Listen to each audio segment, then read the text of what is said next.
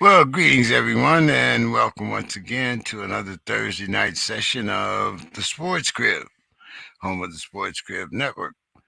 Let's get all our little commercial stuff out of the way there. You'll see right here in the right hand corner, the left hand corner, JE King 3. That's where you can find me on most social media, especially our Facebook pages. And you'll see at West Coast Steeler fan. You can find us there on Twitter and our Snapchat also is West Coast Steeler fan. So, with all of the commercials and everything out of the way today, I hope everyone is having a very blessed week. And right now, we have Thursday night football here again. Let's see. Derrick Henry just ran for a first down. I'm looking at a 7-6 score here. The Titans blocked the extra point as the uh, Packers attempted to tie the game on a very quick play from Aaron Rodgers. So, with that being said, it is 1st and 10, just outside the red zone for the Titans. And this is we're halfway through the second quarter here. Tannehill completes a short pass for a 5-yard gain. But let's get down to business here on the Sports Crib. Um, Looking for some of my guys to come in a little later. I'm sure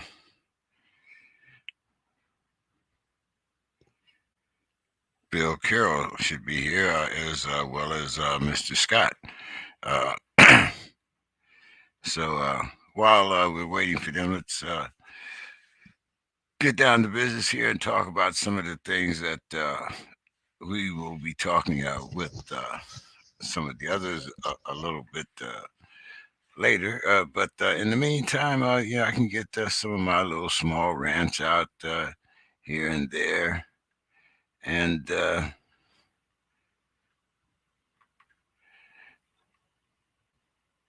oh, and don't forget one little thing that I did forget to mention a little earlier. You can also catch our show Friday. It's called And the Winners Are, with our fantasy guru, Mr. Mike Valverde.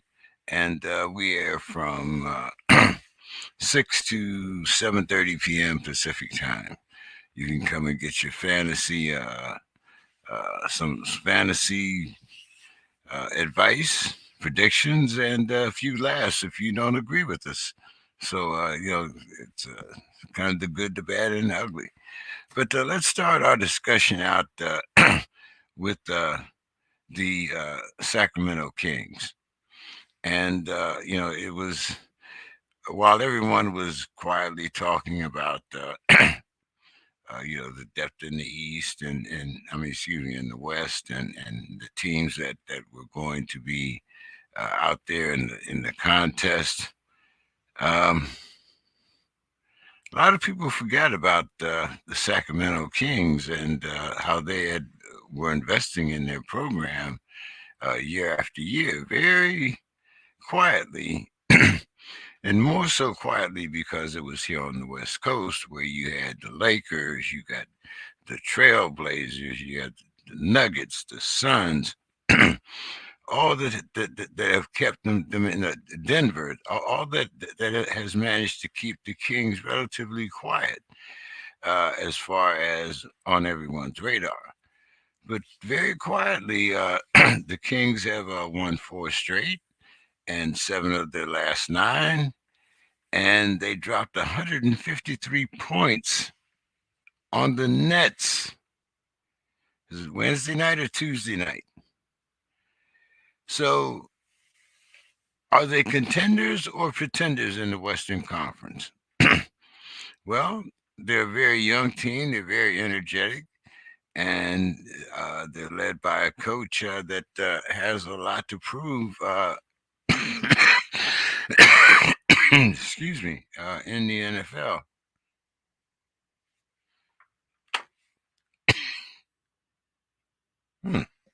Wonder what happened here. Anyway, let's see if we can get Bill in here.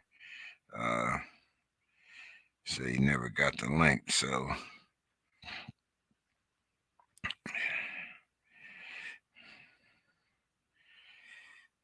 uh,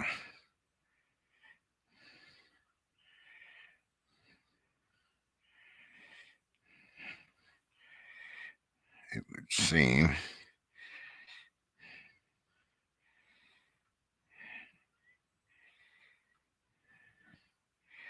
It would seem. All right. Let's see.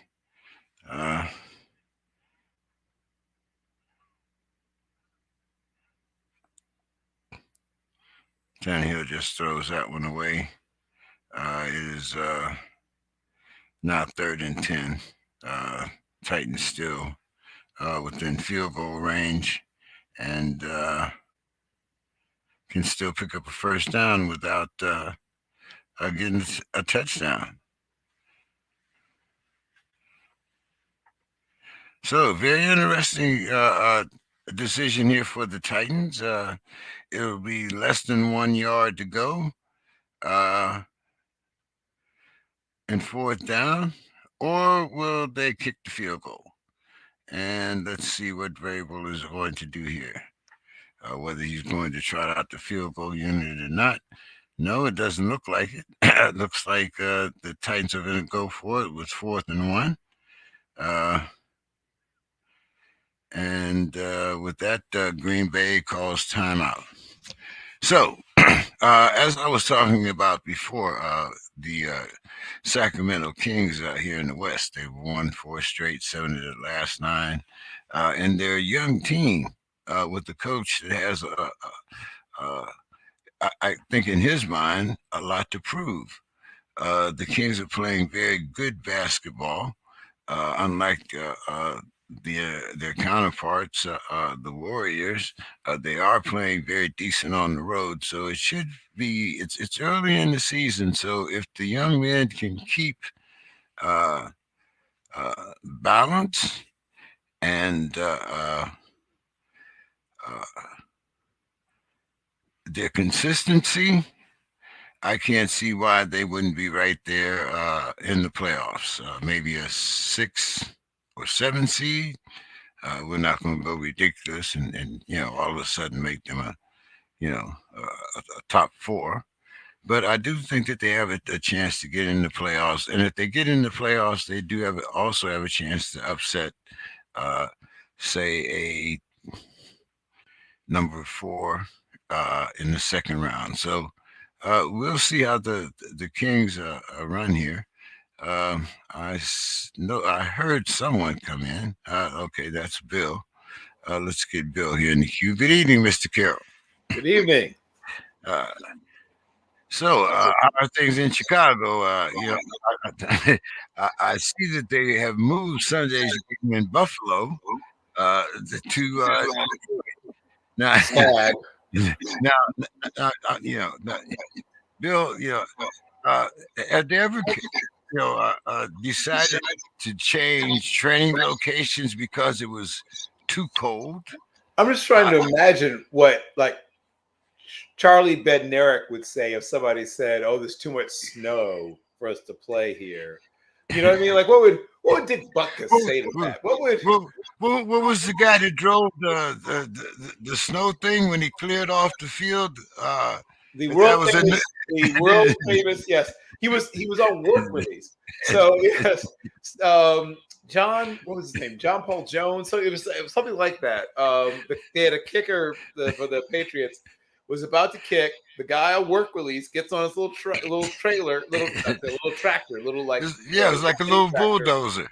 Yeah, a little mini tractor with an attachment on it. Drives out, clears off a spot, drives back off the side, and they kick a field goal. And of course, they allowed it. And then later they said, "Oh yeah, we shouldn't have allowed it." But of course, it was too late then. The game was over. They had won. And once again, the Patriots.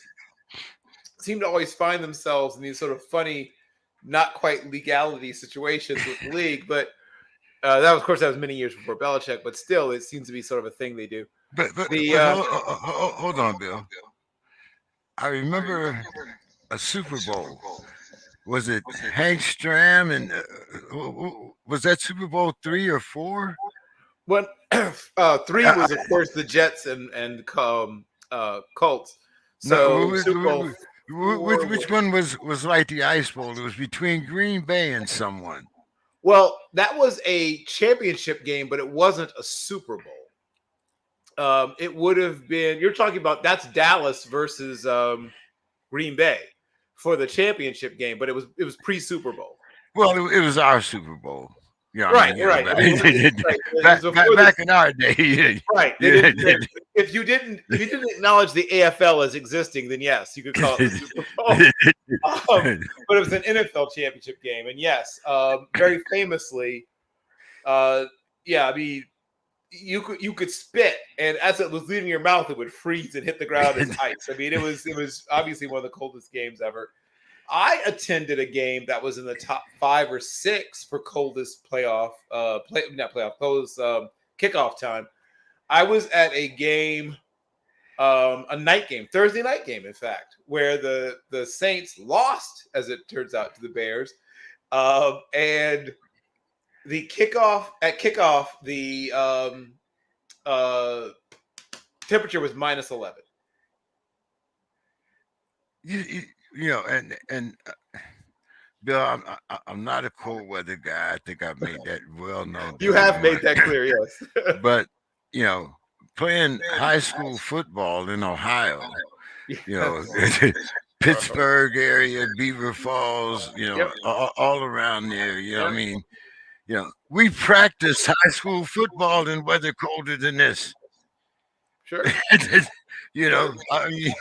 You know, and with just, you know, one face guard across your helmet, you could practically fold your helmet. It wasn't warm. You didn't have heaters on the sideline. Right. You know. Well, my understanding is it's not so much the temperature, it's the fact that they don't think they can clear 70 inches of snow. Is what my understanding is, that that's really what it comes down to. That the amount of snow that's likely to come down, that they will be at best able to clear a portion of it, and probably not even the majority of it. Not just because of the weight and the size of it, but also where you're going to put it, right? Where would it go? Even if you had like a melting tank or something, where would you dump it, right? So that's the real challenge, is that they're feeling that even if they manage to melt it, the field wouldn't drain sufficiently to play. Bill, and of course, come on, Bill. You know, I remember hitting guys on the 5-yard line, and they slide all the way down to the 25. Yep. Oh, I'm not disagreeing with you. I'm telling you what I've been told. But the league's Paul Brown would have told him. Paul Brown would have told him, put it in your pocket. Right. No, clearly the game has changed. We've said this many times. The game's been played, you know, for now over 100 years. And while this is the most it's snowed in a very long time, I mean, even for Buffalo, it's the most snow they've gotten in over 100 years in one day, or projecting it'll be the most they've gotten in one day. Still, there have been games played, I assure you, in conditions similar, probably in the early days of the league, when they had no ability to move anything anyway. And, you know, there's only, less than 25 guys on a team, and everybody had to play both ways. So, I mean, there were TV games in the early days where you couldn't see the players for the snow. Yep. You know, some of those games between the Giants and the Browns, Cat Cabbage and the boys against Jim Brown and those guys. Right. You know, Green Bay against the Giants. You know, I mean, classic games. The announcer had to tell you where they were at on the field, because you literally didn't know. Well, even with the Fog Bowl, right? You couldn't see anything. So, I mean, everyone talks also about the Freezer Bowl, right? A lot of people, when they do that whole missing rings thing, when people write the article, they talk about, you know, Air Coryell and how they ran into, you know, the frozen whatever. It was not even a tundra, I guess, because it was artificial turf since they were playing in Cincinnati at was it Riverfront? Yeah, Riverfront is I think is where it was in those days.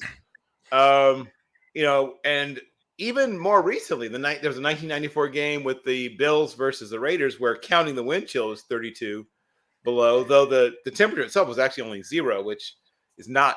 I mean, it's cold, but I mean, I've been in 0-degree days more than I'd like to count at this point, having lived in Chicago on and off since 1994.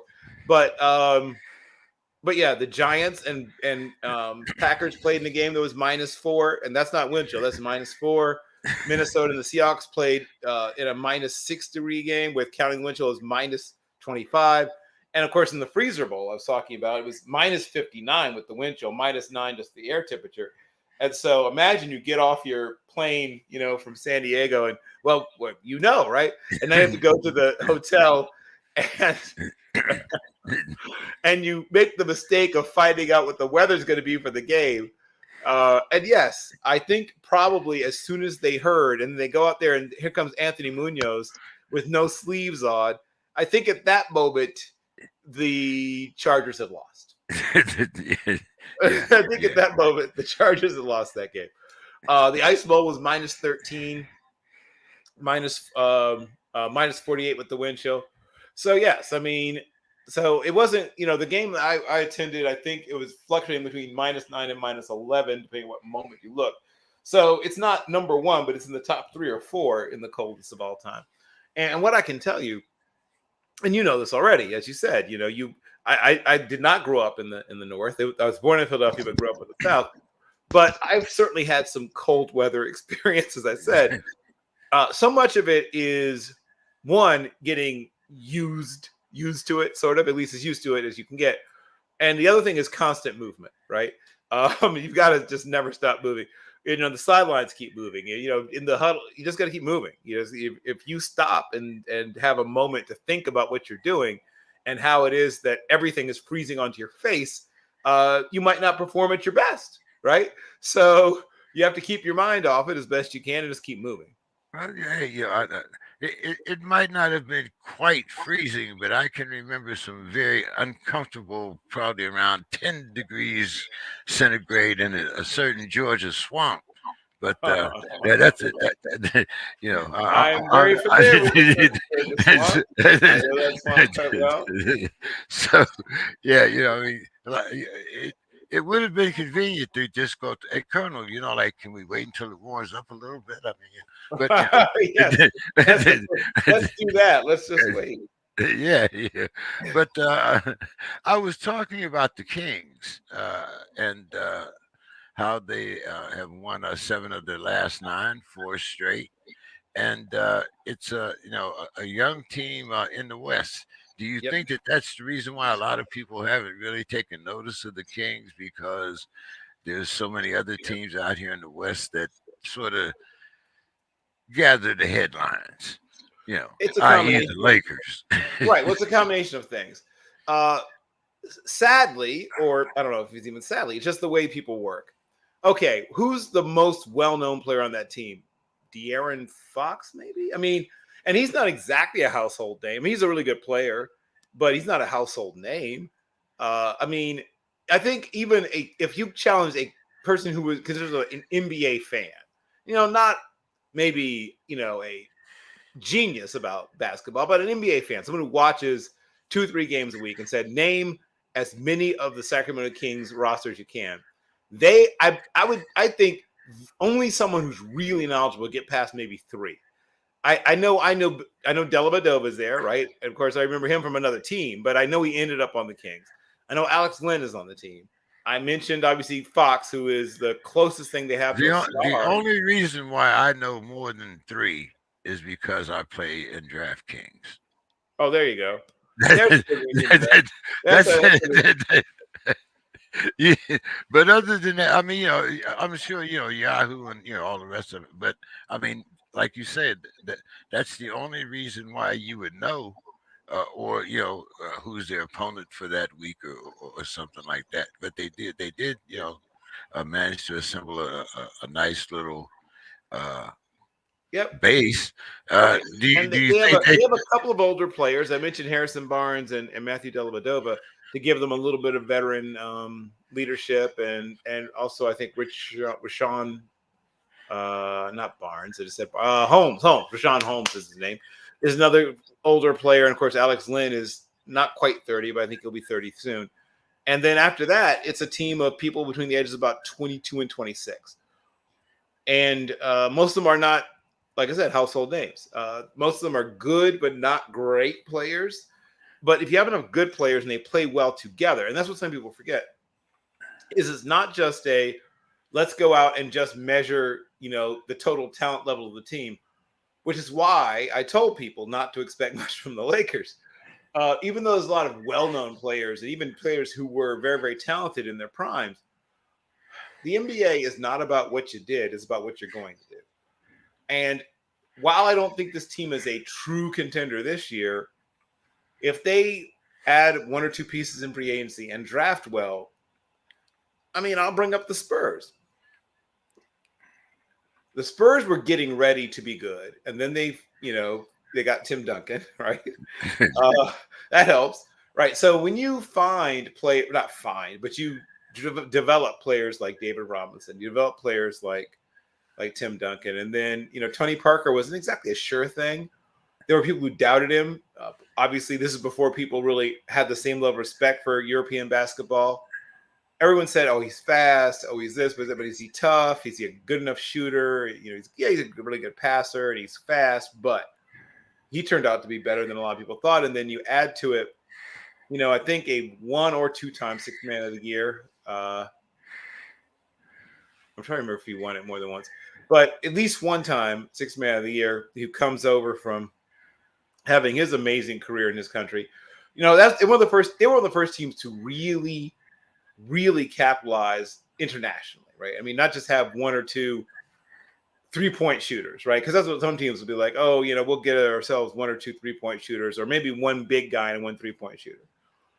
The Spurs, one of the first teams I can remember to add, 2 guards, and small forwards, and play them, not just add them on the roster, but play them, actually have them out there. It's like, oh, okay, that guy's pretty good, okay.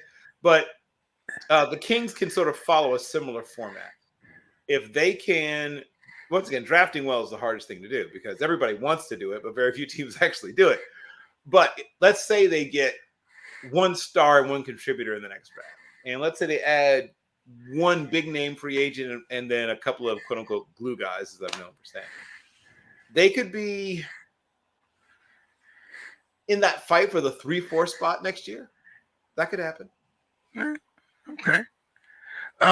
Steph dropped 50, but the road record for the Warriors still is it increased to 0-8.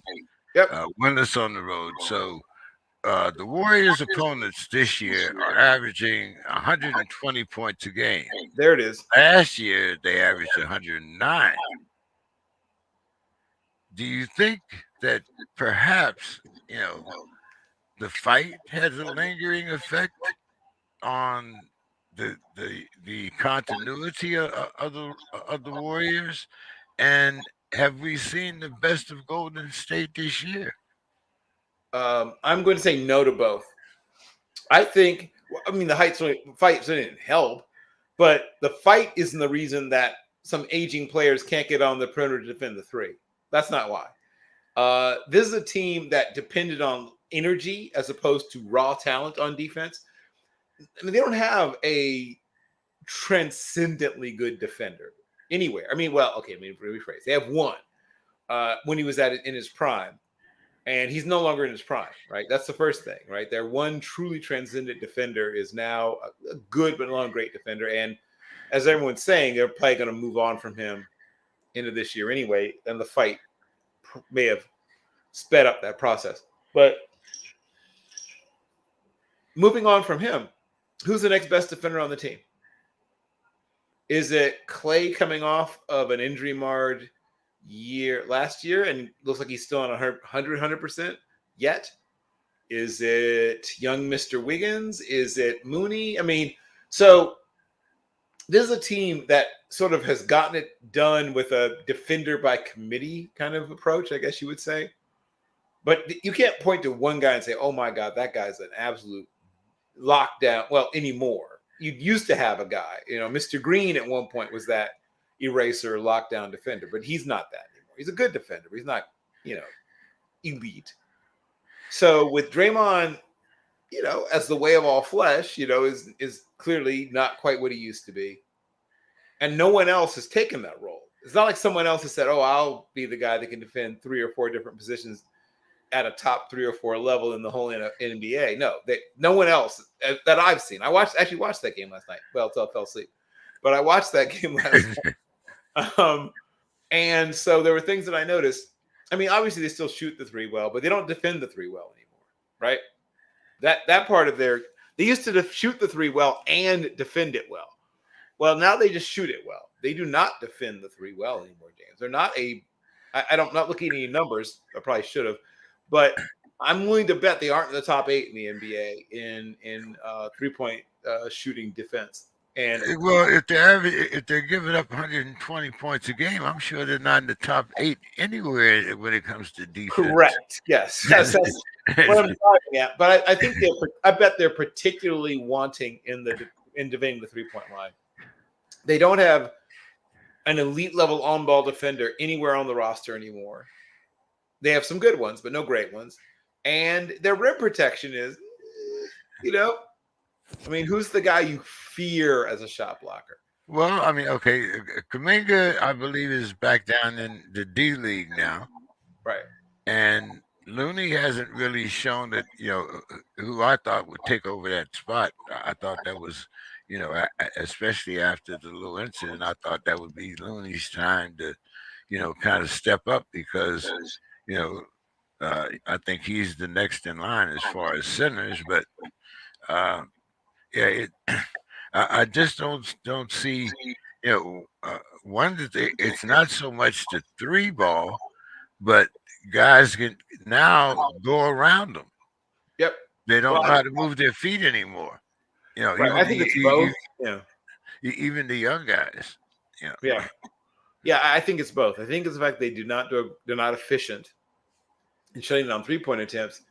And in addition, I also believe that part of their struggles, part of their inefficiencies, part of their problems is, like I said, who's the guy you fear? If you're obviously coming down the lane is very different now than it used to be, but who's the person you're looking around?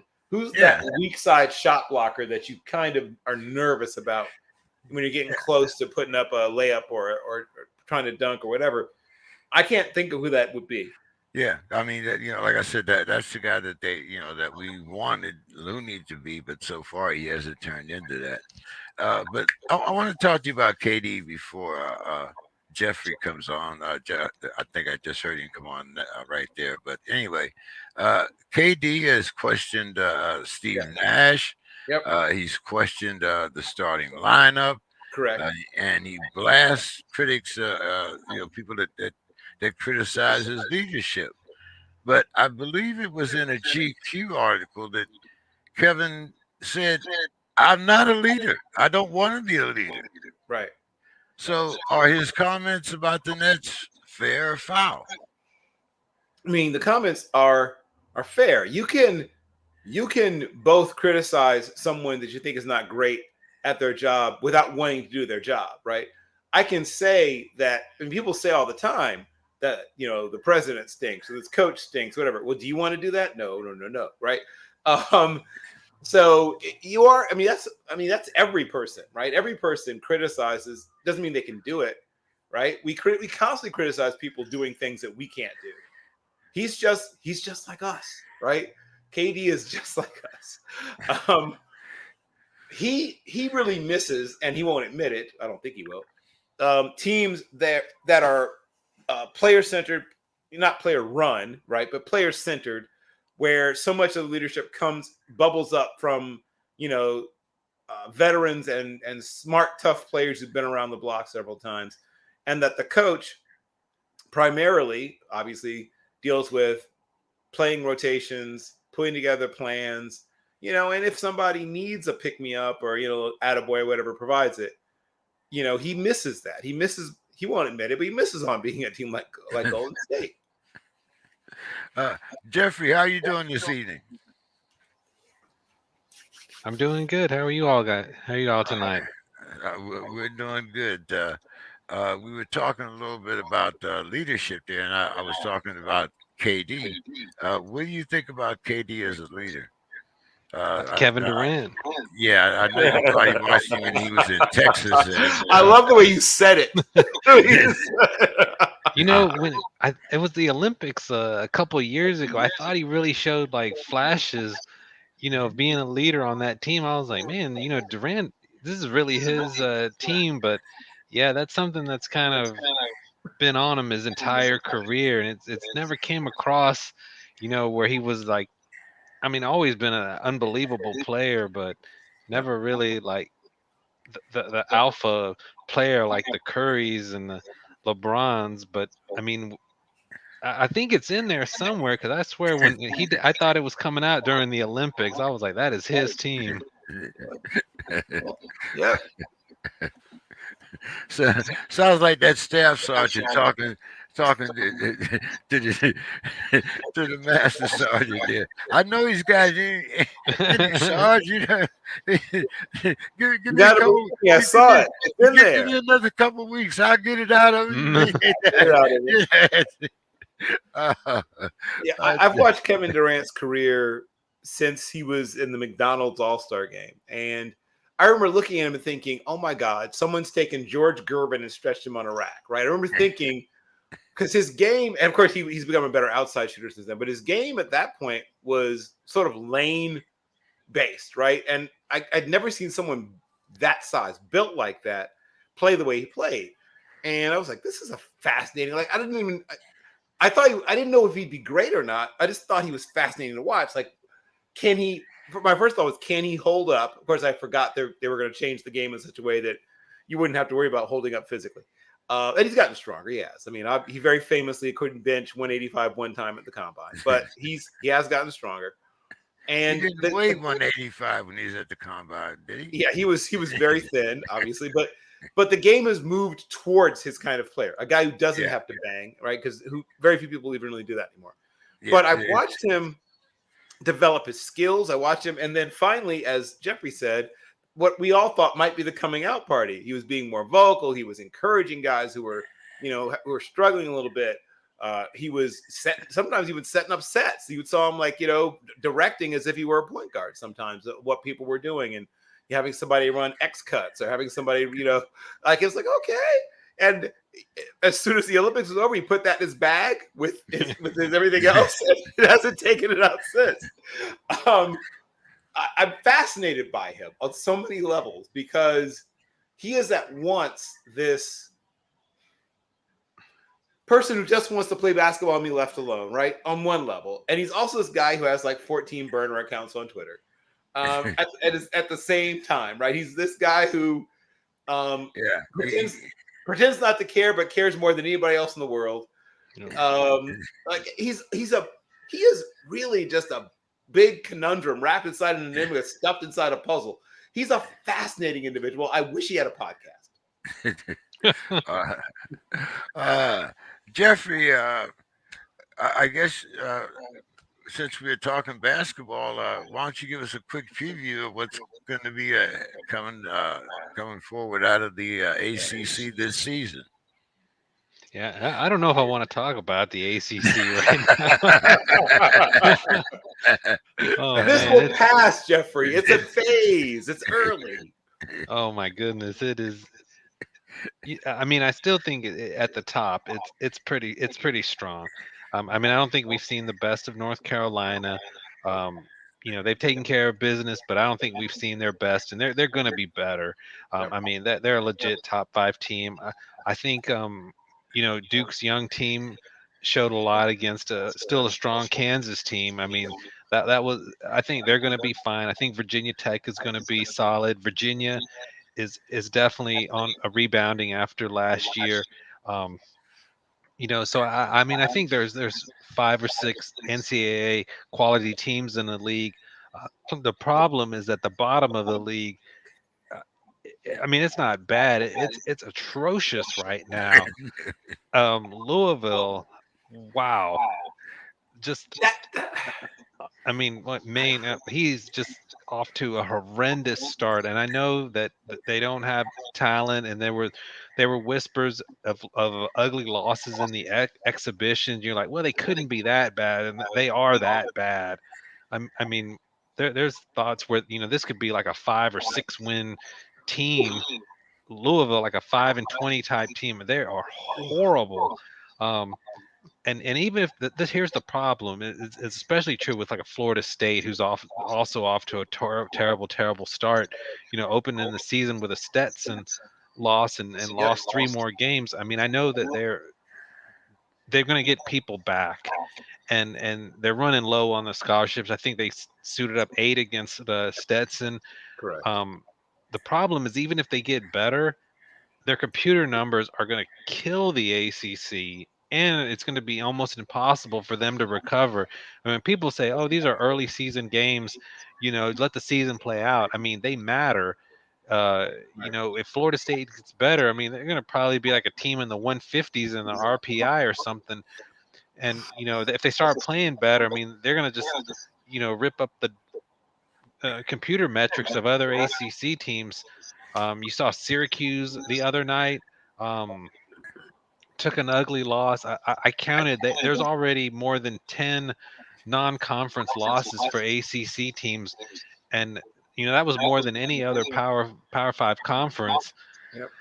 So yeah, it's been a really bad start for the ACC, particularly at the middle to the bottom of the league. Pitt, had a chance against VCU tonight, four-point lead with about 2 minutes left, and they end up losing the game. Um, I mean, I think at the top it's pretty good, but right now the bottom, wow, it's been a rough start for the league, no question. Yeah, right now I'm wondering who's going to have the best record, Pitt or Duquesne. But Yeah. but that's another conversation for another time. I remember those crosstown rivalries. Yep. It's the Berg.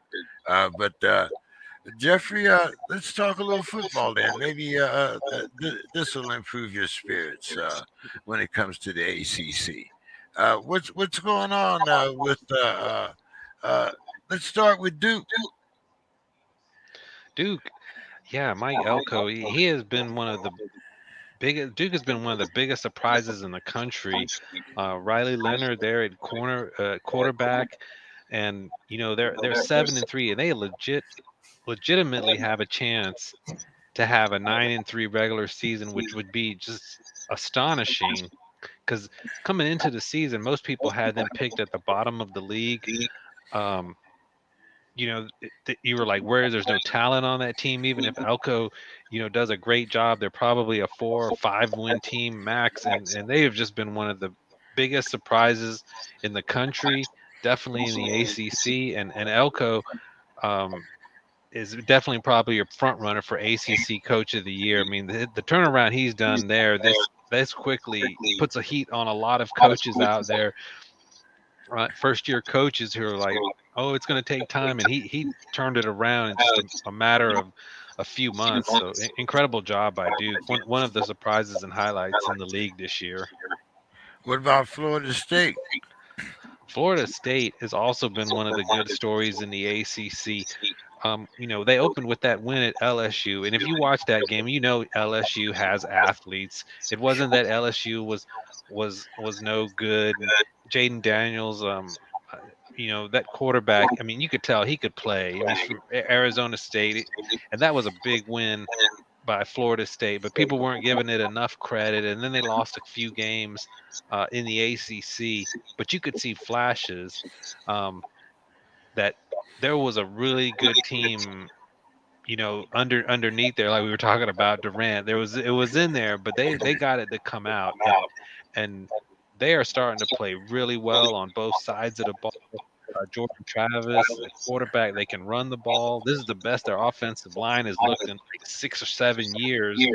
Um, Verse, the transfer, he's playing like an All American. I think right now, if you were to say who is the best team in the ACC, really, I'd be hard pressed to not say it wasn't Florida State. Huh. Uh, from top to bottom, at the moment, I think they've come along that far, especially with the offensive issues at Clemson and the on the defensive side at North Carolina. I think Florida State has really put it together, and Mike Norvell has got them really set up for the future. Bill, I heard a in there. What's your thoughts on Florida State and Duke? Well, here's what I will say, and Mike Norvell at one point was feeling the seat heat up under him. Not that long ago. Yeah, that's true. Right. Florida State fans are notoriously Fickle. Well, yes, and I was going to say, I was going to say spoiled, but yes, that works too. And having someone have to, build is not something they've been used to for a while. And finally, they actually gave someone time to build, and he's building. It's happening. He's putting it together. So even though their patience, they weren't as patient as they probably should have been, that what little patience they did manage to manifest is being rewarded. But Mike Elko, I wanted to really go back to that. A team built on mostly 3-star recruits, and some grad transfers and some regular transfers as well. But because Duke is Duke, and they do not budge off of their academic, structure. I mean, they want you to meet their academic standards, or at least come within a certain, there's a matrix they use, whatever, come very close to meeting their academic standards. And they'll bend maybe a little bit, but not very much, means that recruiting there is always going to be a bit of a challenge. And to do it, as you just point out, I mean, I'll be honest, I didn't see Riley Leonard coming. I saw Riley Leonard coming as I thought he'd be okay. I didn't think he'd be this. I thought he'd be a lot like the other recent Duke quarterbacks. Like, oh yeah, he's kind of fun to watch. Oh, he's like a poor man's Sam Ehlinger. Like that was their new thing there, was to get the poor man's Sam Ehlinger. They have a few of them now. And he turns out to be maybe better, or at least as good, I think, potentially, as Sam Ehlinger. Their defense, to me, is the real revelation. Of course, Elko obviously made his bones on defense, but that turnaround for this team on defense, without a huge infusion of talent, it's not like they suddenly got, I mean, unless I'm missing something, Jeffrey know better, but I don't remember some 5-star transferring there from Texas A&M or, some other place, I don't know, any place, Oregon or someplace. I don't remember that hearing about this. Let's see, I somehow missed it. Some huge former 5-star, who decided he wanted to go to Duke. I don't remember hearing about that. So my understanding is he's doing with mostly the same guys and a few targeted transfers. That's what's impressed me. And the running game also has improved, though Leonard's helped a little bit in that way. But those two things are what impressed me the most, is how much better they're running the football than they were. And then how good they are on defense. I think they might be maybe the best defense in the conference. Certainly up there in the top 2 or 3, I would imagine. Now, Jeffrey, let's go the other way and talk about Virginia Tech and Pitt. Yeah, absolutely. We can start with Virginia Tech. Virginia Tech is the team we thought Duke would be this year. I mean, hey, Ranger. Yeah, he's working. Go ahead, Ranger Jeffrey. also agrees. Ranger also thought that Duke would be what Virginia Tech is now. Yeah, yes. Virginia Tech the problem with Virginia Tech is they have no talent on that team, none. I mean, Grant Wells at quarterback is functional, but I mean, this is not your Beamer late 90s 2000 team. They don't have any edge rushers coming off there like they had back then, and there's nobody like Brian Randall or the Dwayne Vicks or the Michael Vicks at quarterback. They just have no talent, and they've been in games which you can kind of put on Brent on pride. When you lose a lot of close games, it does, I think, come back on coaching. They've let games that they should have won get away. They had Georgia Tech beat, here they are, they're like at the 15-yard line, and fumble going into the red zone, which would have put them up, I think, something like 34-16 or something. And then they end up losing the game 28-27, just kind of collapsed there. But that's going to be a major rebuild. It's going to take years. It's hard to imagine that there in Blacksburg the talent level is so low there, but I mean, it just is. And Justin Fuente just really made a mess of things and left behind absolute, just a total mess for Brent Pry to take over. And they're going to have to be patient in Virginia Tech because it's going to take. Boy, I think it's going to take 3 or 4 years to rebuild that. Pitt, on the other hand, they're starting to, look a little bit more like we expected this year. But they've been one of the ACC's more disappointing teams. Slovis has been really inconsistent at quarterback. He's not very mobile, and he has time. He can make throws, but he's so inconsistent. I mean, they have the great running back. Oh my gosh, Abia Kanda. I know. Yeah, Abatakanda. Yes, Abatakanda. Yeah, thank you, Bill. That's and he's been fantastic. But the defense, which we thought would be a lot better, just hasn't been there. When they took the loss to Georgia Tech, when with Brent Key's first game as interim coach, we knew that the Panthers, they weren't going to recover to be a great team, but they still have a chance to get to a bowl, salvage something out of the season. But they're definitely not the team that we expected them to be. Yeah. Jeffrey, what the heck happened to Habakkuk Baldonado? I thought he was going to, maybe not first round talent, but I thought, third to second round, and he looked so much better last year. Is he struggling with like a nagging injury or something? Why does he not pop off the tape anymore? I mean, he played pretty well earlier in the season, but he's been a little bit injured here the last couple games. But I mean, he's a talent, that's for sure. And but some of it has to do with Pitt's offensive line, which has played pretty inconsistent, in run blocking and the pass block. Is part of why Slovis, he's kind of a statue back there, unfortunately. But they don't have Pickett to take the edge off the running game, and no Jordan Addison. The receivers have been a little inconsistent. That's kind of been Pitt's whole problem all around. Is they'll do something really well for a little while, and then it'll get away from them. They just been terribly inconsistent, all the way around. There's nothing you can really feel confident in what they're doing. But then again, this is a team that took Tennessee to overtime. And if they catch a pass in the second quarter that would have been for a touchdown instead of getting picked off, they might have beat the Volunteers. So it's just a matter of inconsistency with them. And you thought that Pat Narduzzi was kind of past that after last year, but they're still they're going back to the mean and just being up and down every week. Jeffrey, does Slovis stay at Pitt, or does he go back into the portal? I mean, I think he stays at Pitt because there he'll still compete for the starting position. I don't see a lot of Power 5 schools, taking a chance on him, and looking at him to be the starter. I mean, if he transfers and wants to be a starter, he's probably going group of 5, and he's done enough that if Pitt doesn't have a lot of options next year, he'll probably start for them. But unless he has just a terrible problem with the offensive scheme, I think he'll be back at Pitt. Well, I'm not sure whether it's not that maybe Pitt doesn't want him back. I'm wondering about his attitude and how he feels toward Pitt. Yeah. I wonder if he transfers. I don't see a lot of offers coming his way. Yeah. Don, how you doing this evening? I'm doing great. How y'all doing? Oh, long time no see. We got you in here with Jeffrey, and we were talking about the ACC. Don, what did you think about Florida State and Duke this season? Florida State was a big surprise to me. I mean, I figured they'd be better than they were last year, but they've actually come around pretty good. And you gave me the choice of talking about them, but I'm going to say, how about North Carolina? North Carolina's looking great too. But Duke. Duke has been up and down. The past few years they've been very competitive. But Florida State, I think that's the to me that's the big surprise in the ACC.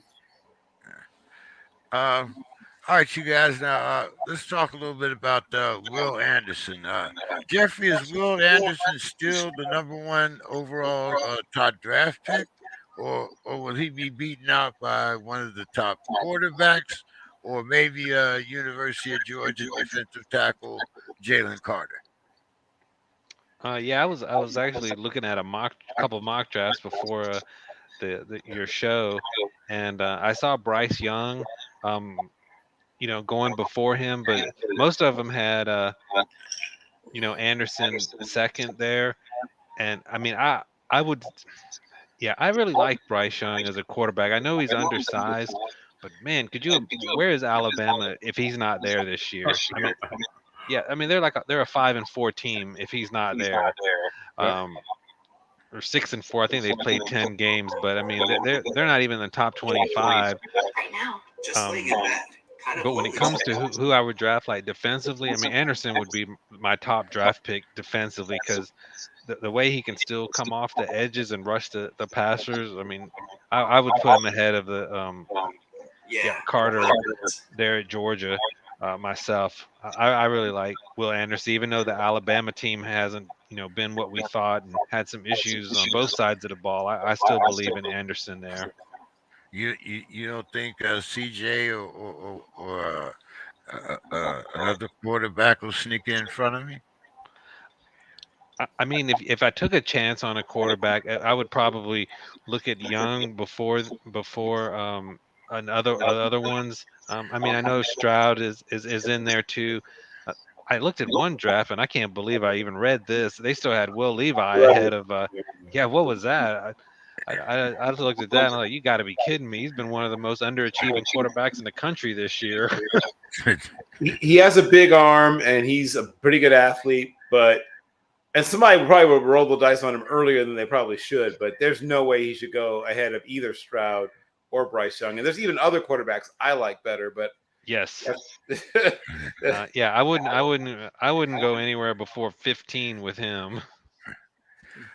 Don, what's your thoughts on Will Anderson? Is he still going to be the number one? Does Jalen Carter overtake him, or is it going to be one of the 2 or 3 quarterbacks that we mentioned? To me, we got to see how the NFL, plays out. We, which team is going to get the first pick. See if that fits their needs.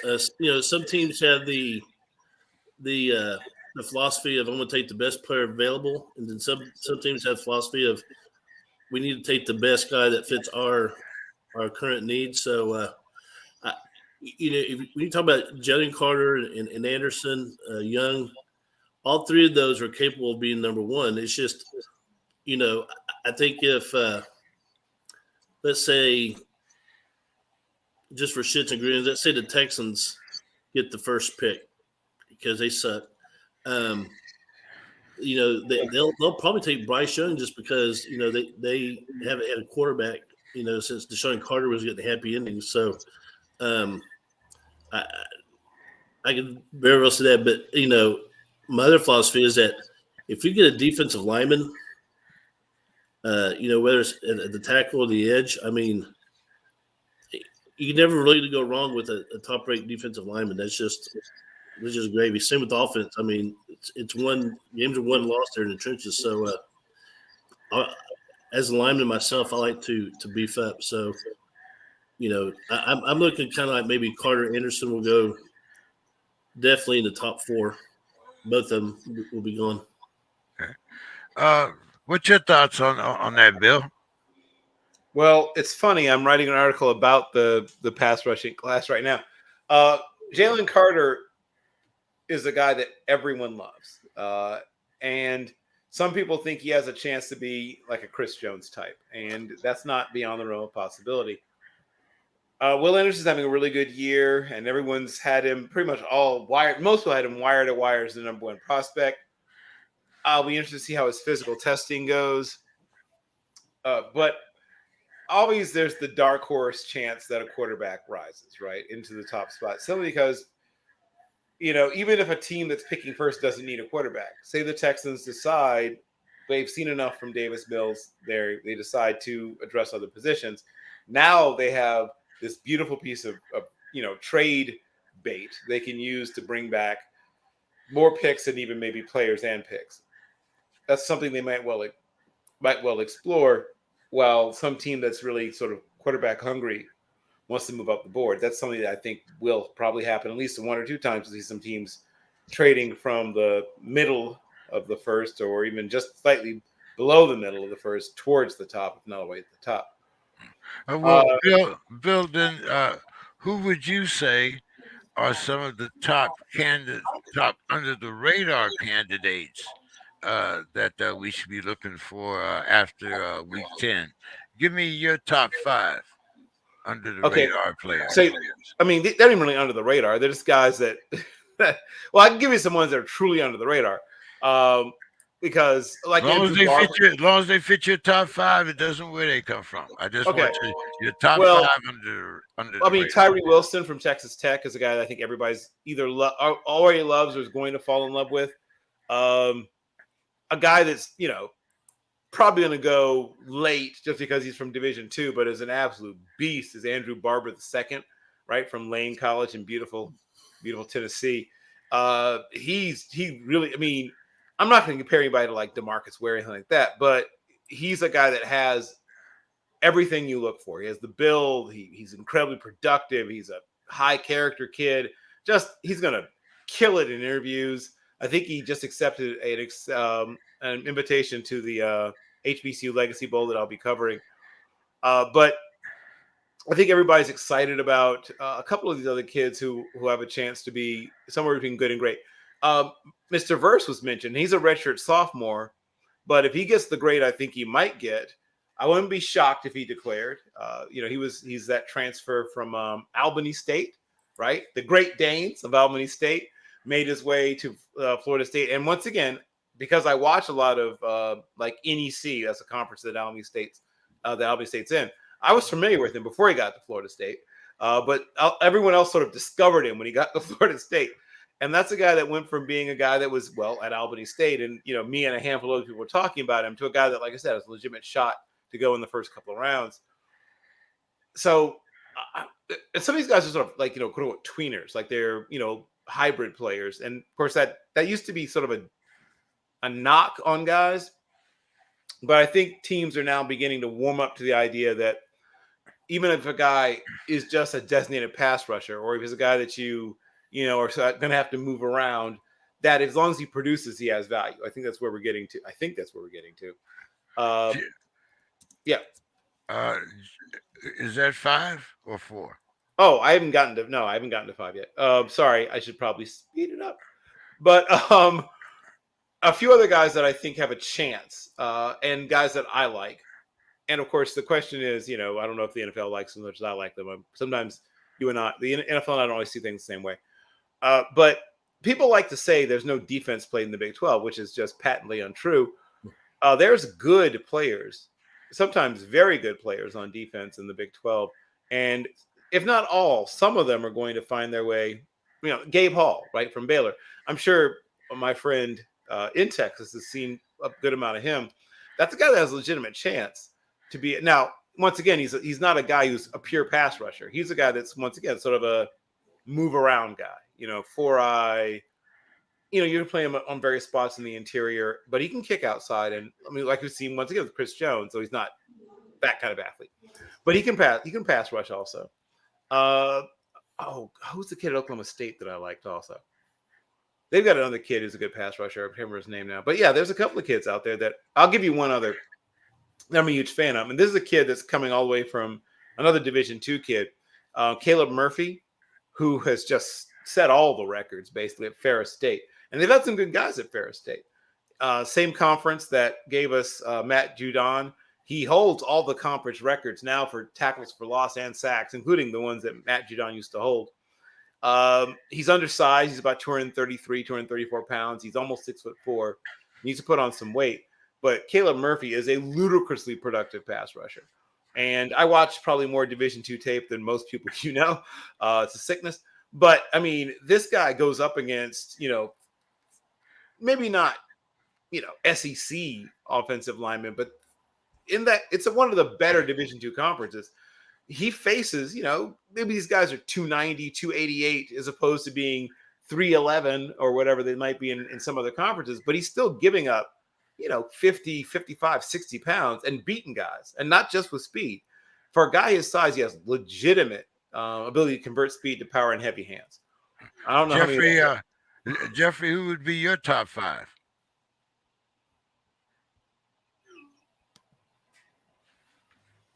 Do I still have you in there, Jeffrey? Oh, I had myself on mute. Are you talking about Are you talking about the under the radar guys, right? Yeah. Give me your top 5 under the radar guys. Yeah, I don't know if I can follow up Bill there. He's definitely the draft expert, but I mean, a couple guys. I don't know if I got 5 here, but a couple guys that I've looked at and thought were under the radar is the running back at UAB, Dwayne McBride. Yes. Yeah, he's been solid. I mean, we always hear about the Charbonnet at UCLA and Bijan Robinson and stuff. But I mean, if I'm looking a little bit further down the line, I mean, he doesn't play in a Power 5 conference, but he's a guy that is a little bit more under the radar that I would definitely keep an eye on. Tennessee with all those offensive players and Hendon Hooker, the wide receiver who came in when the other guy was injured. I can't remember his name. But Jalen Hyatt was pretty solid in his opportunities to come in, and that's another guy that I kind of like. 6'3". I'm sorry about that, but he's the Hyatt receiver is another guy in that high flying offense that I would keep an eye on as well. Don, you got any under the radar guys you're watching? Actually, I do. Only because I've been watching him for the last 4 years. Bijan Robinson's backup has got him Roschon Johnson. Roschon, yeah. And he's he's a tough runner. He's very good in the locker room. He's a team captain. He's good at the backfield as a receiver. He's a former 4-star quarterback who, when they had some injuries at running back his freshman year, he went to Coach Tom Herman said, hey, I can play running back if you need me to. And he did. And he's been at running back ever since. So a lot of people have him as maybe a third or fourth rounder. So I'm really high on Roschon. Wait, I'm going to give you another under the radar running back. So it's like running back. Jeffrey only has so much time, Bill. Oh, sorry. Go ahead. Yeah. So next time we'll make it the Bill Carroll show. But, Don, how much margin for error do you think there is for TCU? Don, I want to tell you, it's a good thing that you weren't here last week because we talked about TCU, and I was going to make a bet with Bill that Texas would beat TCU. And I told him I would take that bet. I remember that gentleman's bet. I said, whatever you want to make it. I was salivating because I knew what was going to happen. I've watched TCU all year. I knew they were going to be all over Texas. Sorry, Don. That's okay. I believe burnt orange on that, but it really doesn't bother me too much that TCU is undefeated. I don't know if I might have shared this with y'all before in the past, but the Hayes family and the Dykes family go back a long time.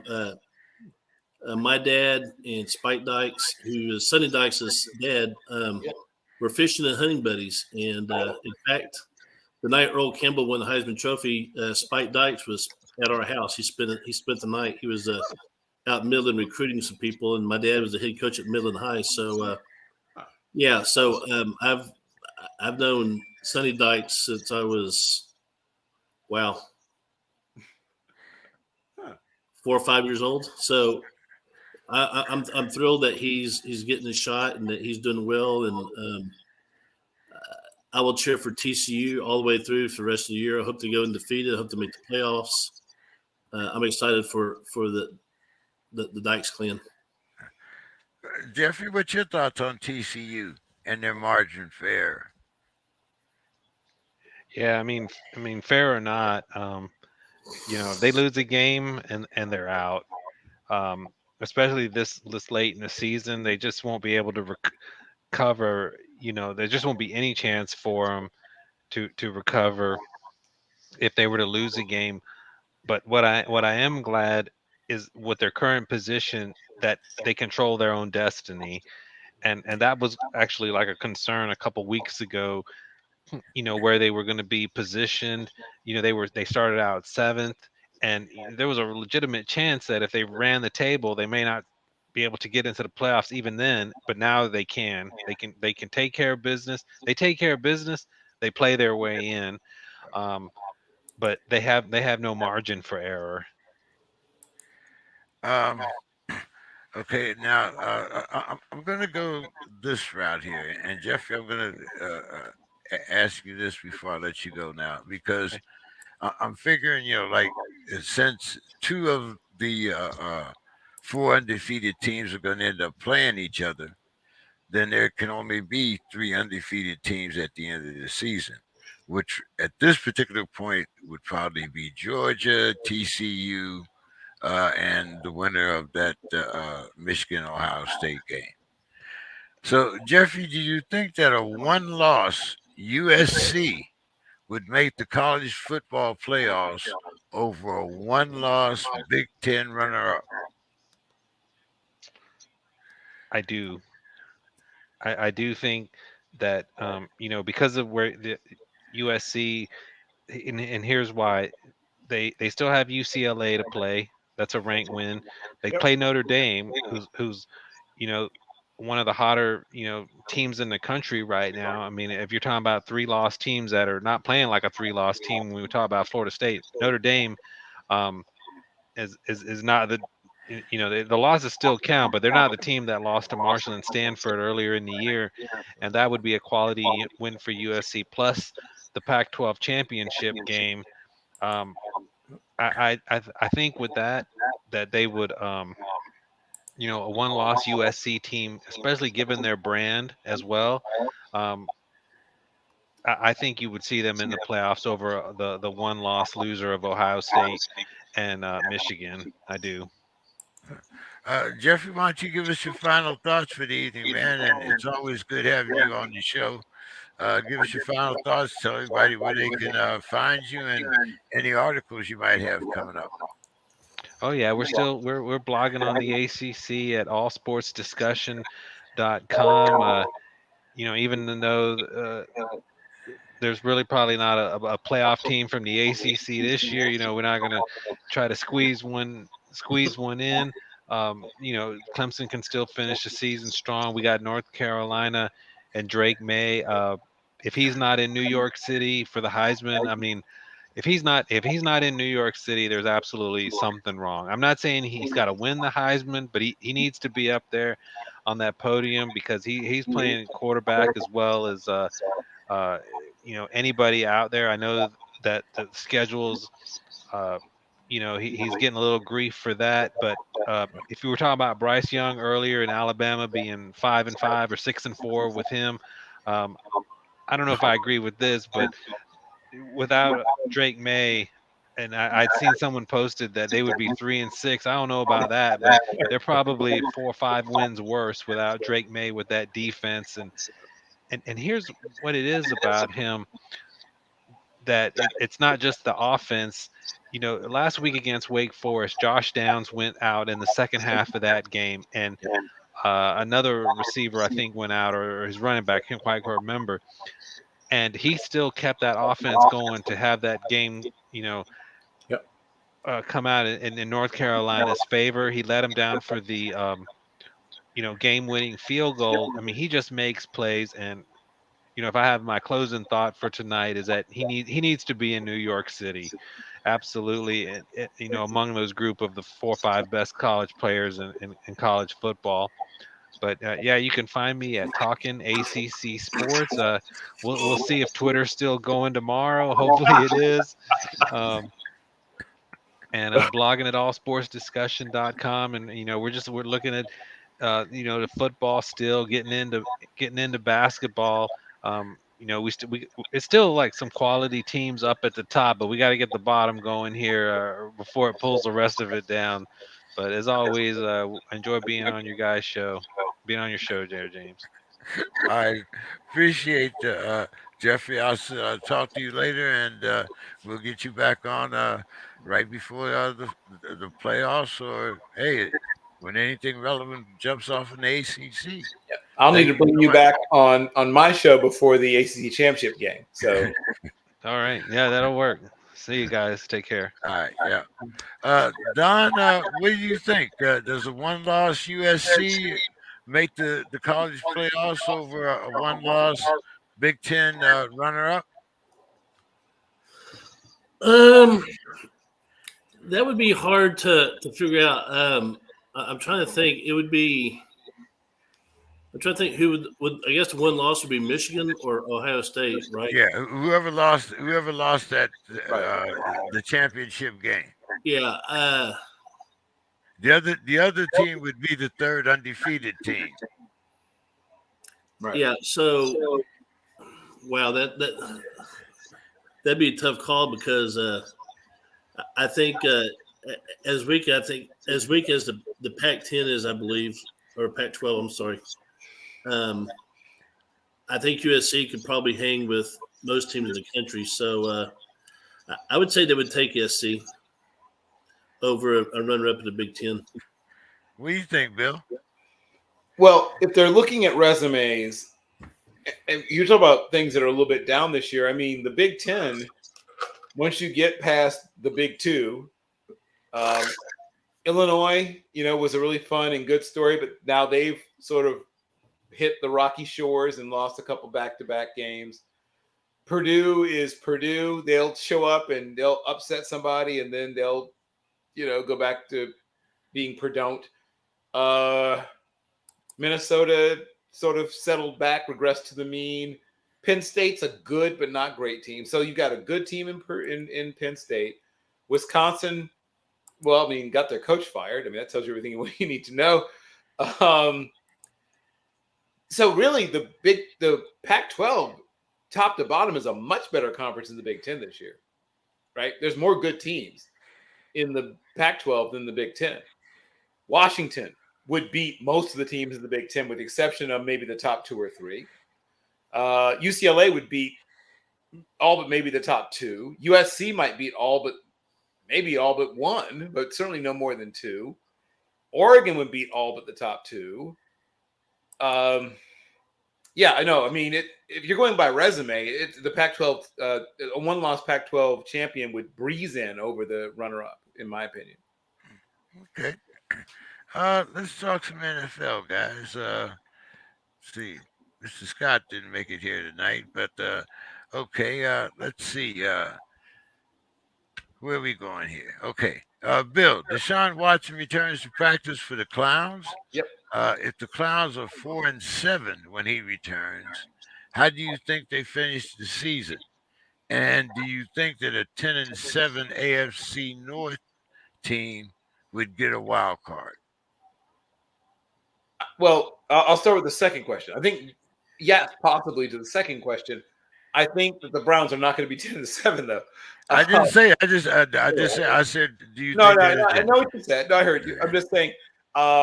Yes, I think a 10-7 team could get in as wild card. I mean that would mean that Deshaun would have to go 6-0 if they're 4-7. Right. But I think that they probably end up maybe a game under 500, or right around 8-9, 9-8. I think is where they end up. Which one, 8-9 or 9-8? Gun to my head, which I guess is what you're doing, I would go 8-9. Is where I would go. I would say if I had to choose. Don, what's your thoughts on the Clowns? What do you think? What do you think? Oh, well, Bill, you didn't answer that. What do you think the record is going to be when he comes back? No, I did answer. Oh, wait. You said, oh, wait. I thought you said it. Oh, so you're talking about at the time he returns? No, I said if the Browns are 4-7 when he Uh-huh. returns, Right. what do you think his record is going to be when he gets back? Well, if they end up 8-9, then the math says they would have gone because they're 5-7. No, wait, they're not 5. They're 4-7, right? So that means they would have won 4 more games and lost 2 more for 4-2. Okay, all right. Don, do you agree with that? I don't think I don't think he's going to be that effective to win 4 more games. I think that he's going to have a lot of rust.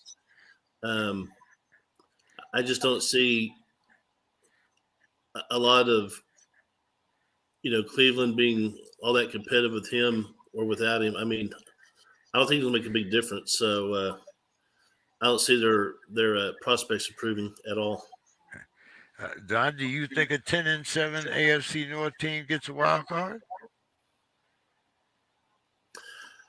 Yeah, it's possible, but it's not going to be Cleveland if that's what you're getting at. No, come on. I call them the clowns for a reason. It's not like I'm, the Packers have just scored and come within 3 of the Tennessee Titans. So the question, Don, wide receiver Watson caught 3 TDs last week, and Jones rushed for 138 yards and 1 TD. Which Packers are the real Packers? The ones that beat the Cowboys this week, or the ones that are playing behind to the Titans tonight, Don? Well, both can be true. One doesn't exclude the other because, it just depends on, what kind of day the offense is having. I know that it's one of the situations where I think the head coach is younger than all but like 4 of the offensive starters, something like that. Is that right? I mean, because they're kind of old. They're an old team, but I think the Packers, as long as they hold on to Aaron Rodgers, they're kind of at that point in his career where they're like hoping that he'll perform a miracle, and I just don't see it happening. I don't think they're going to. I don't think they're going to improve as much as people might think. I think the win against the Cowboys might be their biggest win of the year when it's all said and done. What do you think, Bill? How far had the Packers dropped on your radar? Which are the real Packers, the ones that beat the Cowboys, or the ones that are kind of struggling tonight, playing catch up with the Titans? Well, I mean, yeah, as Don pointed out, the answer is both, because they struggle also at times against the Cowboys. And then, dramatic come from behind victory is something that could still happen, right? They could struggle even more and still come from behind. That's why you put up with the antics of one Aaron Charles Rodgers, because a game that looks like by all rights you should lose, right? You should have no chance of winning. As long as he's got 13 seconds. What was it? I can't remember how many seconds they had left when they got the ball back. But there was one season where twice he got the ball back with under 15 seconds and they won the game. Bless you. So that's the point of putting up with it. That's why you put up with all the things, the shenanigans, the whatevers, the drama, is because he's on that very short list of players who can engineer victory when victory should be darn near impossible. So, yeah, the short answer is yes. Both things are very much things that could happen. They could both struggle against this team and struggle against the Cowboys, which they did at times, and still end up winning. They could still win this game. They're only down by 3. They're only down by 3. Bill, The Cowboys signed former Packer wide receiver Antonio Callaway Yep. as Beckham still remains on as a free agent. Don, excuse me, Bill. What does this say about the Cowboys' interest in Odell? Two days ago, they were, Jerry was talking about, how good he would look with a star on the side of his helmet, Well, and one, now he Jerry goes says, and sounds gets Callaway. well, one, Jerry says things, right? He just says things. You know this, right? So I have a piece of news for you. The salary cap is a real thing. We might pretend the salary cap isn't a real thing, but it is. It's a very real thing. I want you to look at what they paid Antonio Callaway and ask yourself, what could they have signed Odell Beckham Jr. for that same amount? I have an answer for you if you don't already know the answer. The answer is no. No! He wouldn't let them, he wouldn't go to dinner with them for that amount. So no, James, they have interest in him, but they still can't afford him. There's only a small number of teams that can actually afford him for what he says he wants. Now, unless he's willing to come off of his previous number, which might happen as the season wears on. But right now, he's at a number where only a handful of contenders, because he only wants to go to contenders, so only a handful of contenders have the money. Most contenders don't have the money, frankly, to sign him. So most of what you're hearing is just stuff you're hearing. And Jerry Jones just says things. Jimmy Johnson says the Cowboys can't have any swagger until they win a ring. Do you agree with Jimmy Don? Yeah, to a point, he's right. But a lot of teams have swagger without the ring. But this year, this generation of Cowboys, it's like they always have a missing piece. Once they feel that missing piece, then another piece disappears. So I don't really believe in curses, but the Cowboys would be like, exhibit A of curses do exist. But yeah, ever since they fired Jimmy Johnson, things have been kind of touch and go with them. I know they won the Super Bowl with Barry Switzer, but we all know that was Jimmy Johnson's team. Right. But yeah, I guess they'll never have swagger because they're not going to get a ring anytime soon. So, Don, I'm going to stick with you here. Raiders owner Mike Davis tells the Las Vegas Review and Journal earlier this week that he believed in the coach, Josh McDaniels, and that Josh is doing a fantastic job. Well, Donna, I looked at the Raiders' record, and they're 2-7, including losing their last 3 in a row. John, Don, do you think that there should perhaps be a concussion protocol for owners? Maybe. They lost to the Colts, so that right there tells you, something's amiss.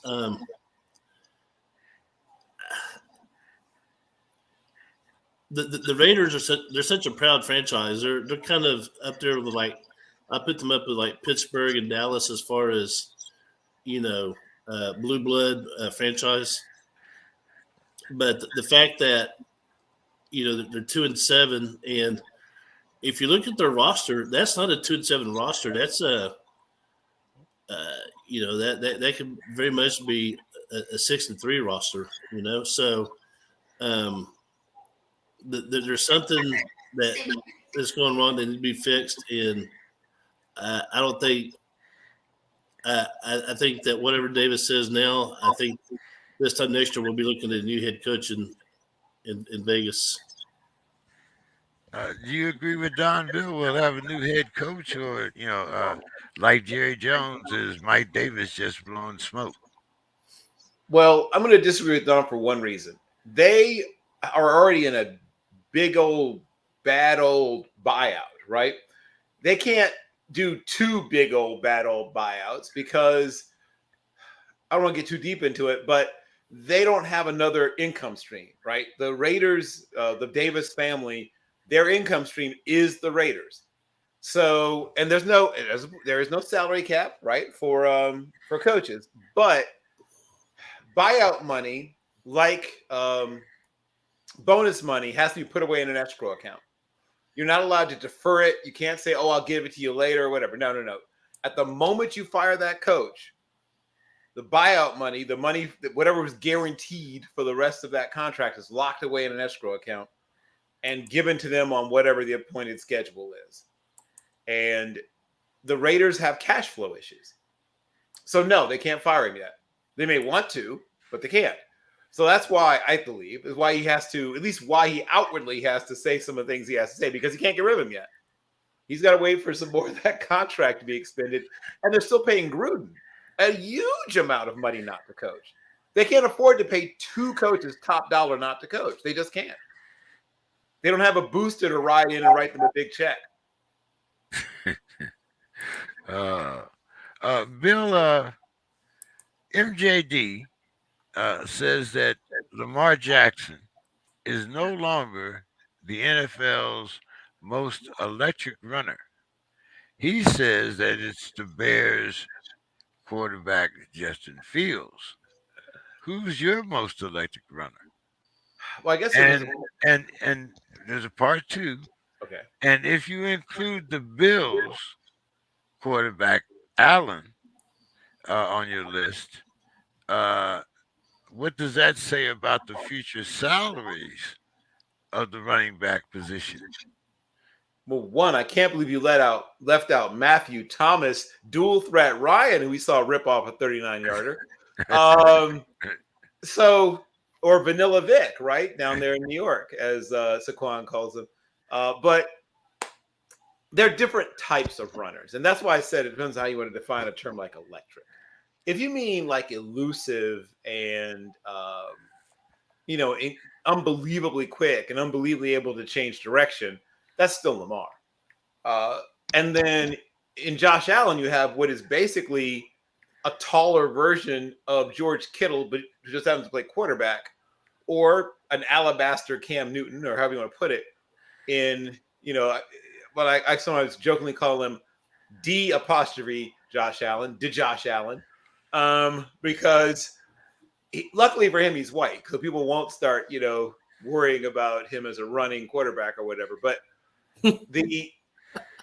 between the two, you have Justin Fields, right? He's halfway between a guy like Josh Allen, who is 246 pounds and 6'5" and an eighth.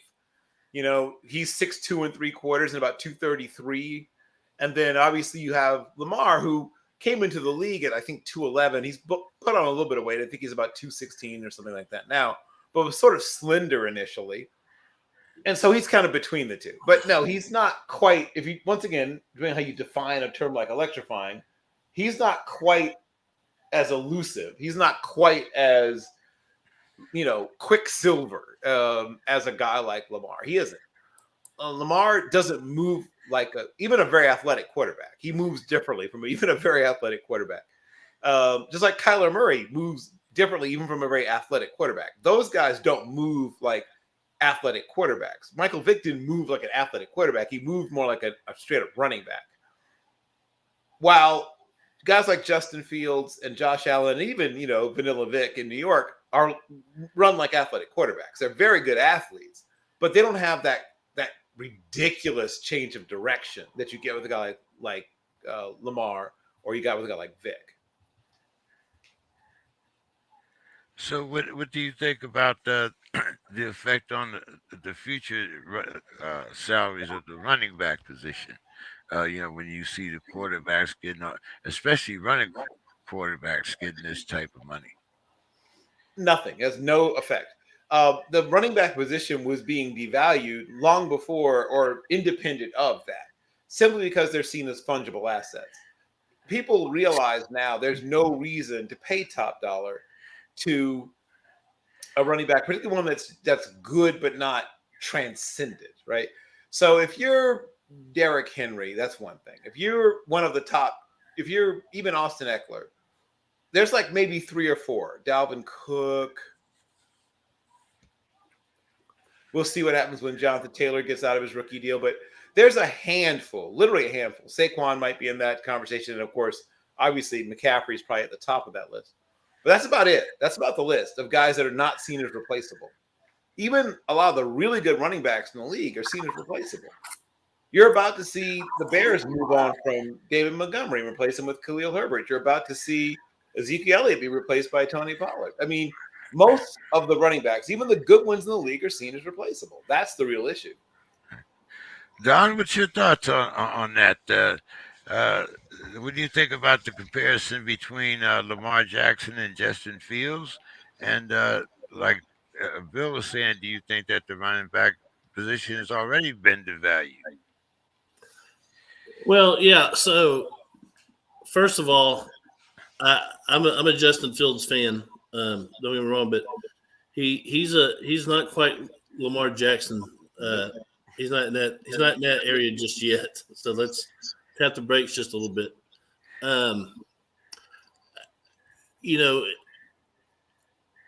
We've come a long way from the quarterback. When I was growing up, it was like Bradshaw and Dan Fouts and those guys, and the kind of. I remember Warren Moon was throwing the ball, but now you got to throw and run, and I think the dual threat quarterback is here to stay. I thought that maybe the Ravens would, stop running Lamar Jackson on design plays, and it seems like he's running more now than he ever has. It seems just my observation. So he's running for that money now. He's playing secretariat now, John. And then, but there's still. I think this league is still good for running backs. I like this group of running backs coming out in this draft, so I think we'll see probably 2 or 3 taken in the first 2 rounds. So don't sell the running back short just yet. Don, Bruce Arians defended his offensive coordinator, Byron Leftwich, as saying that it was Tom Brady that played poorly prior to this game, to the Sunday's game in Munich. I think they had lost, 2 or 3 in a row.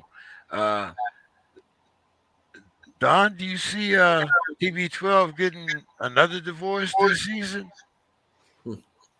I think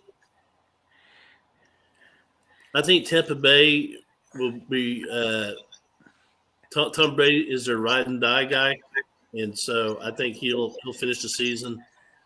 I think his retirement will be permanent at the end of the season, and he'll be a first ballot Hall of Fame guy, and hopefully he can go out on a winning note. But I think in some ways he's already checked out. Maybe I know when he missed, all that training camp, there's a lot of speculation that he just wasn't in it. But when you're Tom Brady, it's hard to let go. I mean, you've been on top for so long. It's like you don't know how to walk away. Are you talking about football? Or are you talking about his marriage? All of the above, probably. Yeah. Well, I'm talking about football. The romantic in me hopes that him and his wife patch it up. I don't know jack about their relationship. I don't know jack about my own relationships, but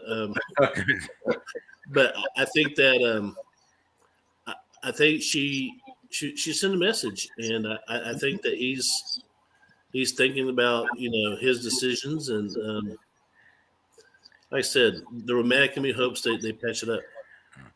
Yeah, pretty expensive message there, Bill. What do you think? So, I mean, I think we all know, he had initially promised her that the previous season was it for him. And of course, that's why he retired. And as I've said multiple times on the show, he sat there in that beautiful house of his with beautiful children, his beautiful supermodel wife. And after a few days said, this sucks. And decided he wanted to be around a bunch of large, sweaty men. The fact is that he is a compete-aholic. He is a congenital compete-aholic. He he's like Jordan. He's like Tiger Woods. He's like a short list of guys who, despite having everything that life can offer, can't stop wanting to compete, right?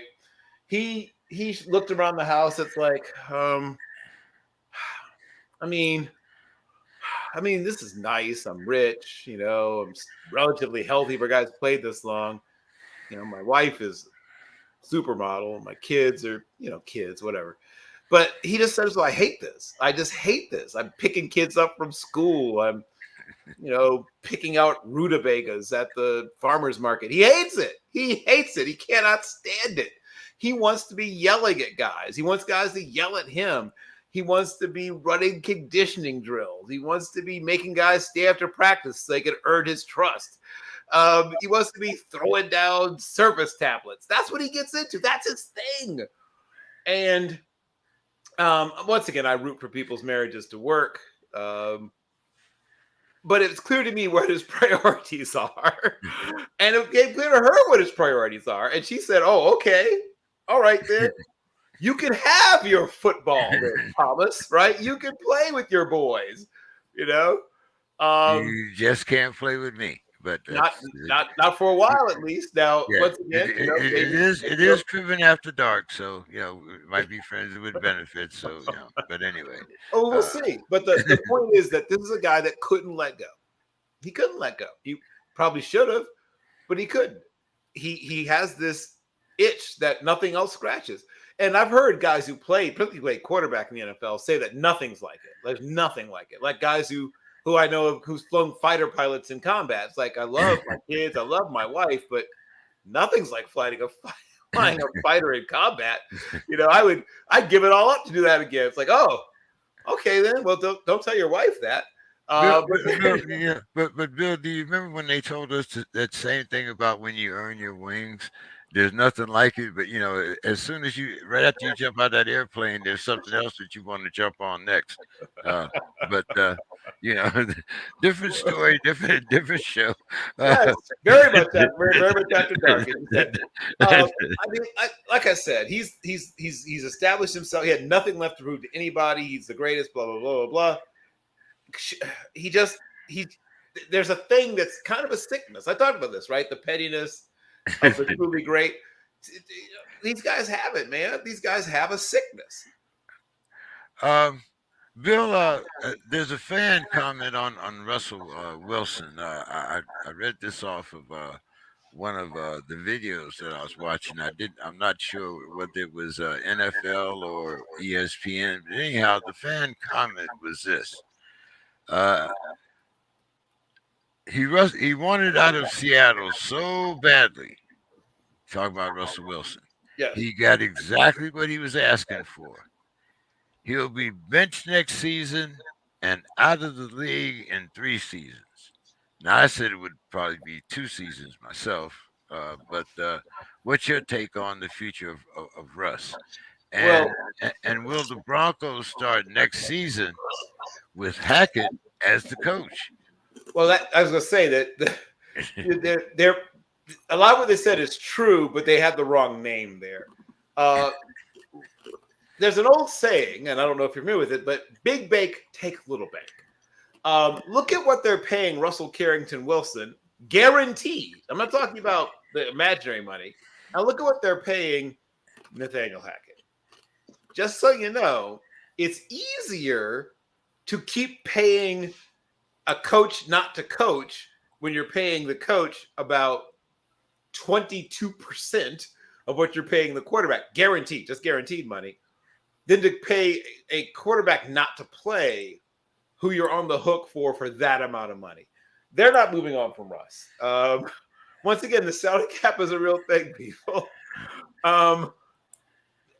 First of all, Russ is starting to round into shape. He's in the last couple of games, he's looked better. Nathaniel Hackett has not been doing Russ or himself any favors. And I don't hate Nathaniel Hackett, but he really is another one of those legacy coaches, right? And obviously it works sometimes, like with Shanahan. He's legit. But some of these legacy coaches are just that. They're like legacy whatevers. Oh, your dad's a coach? Sure, whatever. Here, coach. Paul Hackett was a solid slightly above the midline offensive coordinator. Not slightly. I'll be fair. He was a good, to sometimes borderline very good offensive coordinator for many years in the NFL, including with the Kansas City Chiefs and others. And his son is oddly enough, almost a seemingly more conservative version. Usually, the son is less conservative. He is not an inspired breakthrough kind of thinker as an offensive mind. For those who aren't familiar with Nathaniel Hackett's work, I never understood quite how he got the job in the first place, to be 100% honest. It's like, oh, well, he worked with Aaron Rodgers. Did he really? I mean, he worked there, and Aaron Rodgers was there, but did he really work with Aaron Rodgers? I'm a little working in the same building doesn't count. They were in the same building. They were in the same meeting room even. But he was like, hey, Aaron, I think you should do – I don't know how much people – once again, these are professionals. They earn their pay, don't get me wrong. But how much at the point where he came into Aaron Rodgers' career, how much input do you think he really had into what Aaron was doing? I mean, it's one thing if you work with Aaron Rodgers in year 2, 3, 4, 5, right? Yeah, okay, that guy helped to shape Aaron Rodgers. If you're getting to Aaron Rodgers in his early to mid or even late 30s, I mean, you're talking to Aaron Rodgers. You're having conversations with Aaron Rodgers. But it's like when Adam Gase was getting praised for his work with Peyton Manning. Like, really? Come on. Don, what's your thoughts on Russ? Do you think he's going to be, are they going to get rid of Russ, or do you think that it's going to be Hackett that's going to not be there next year?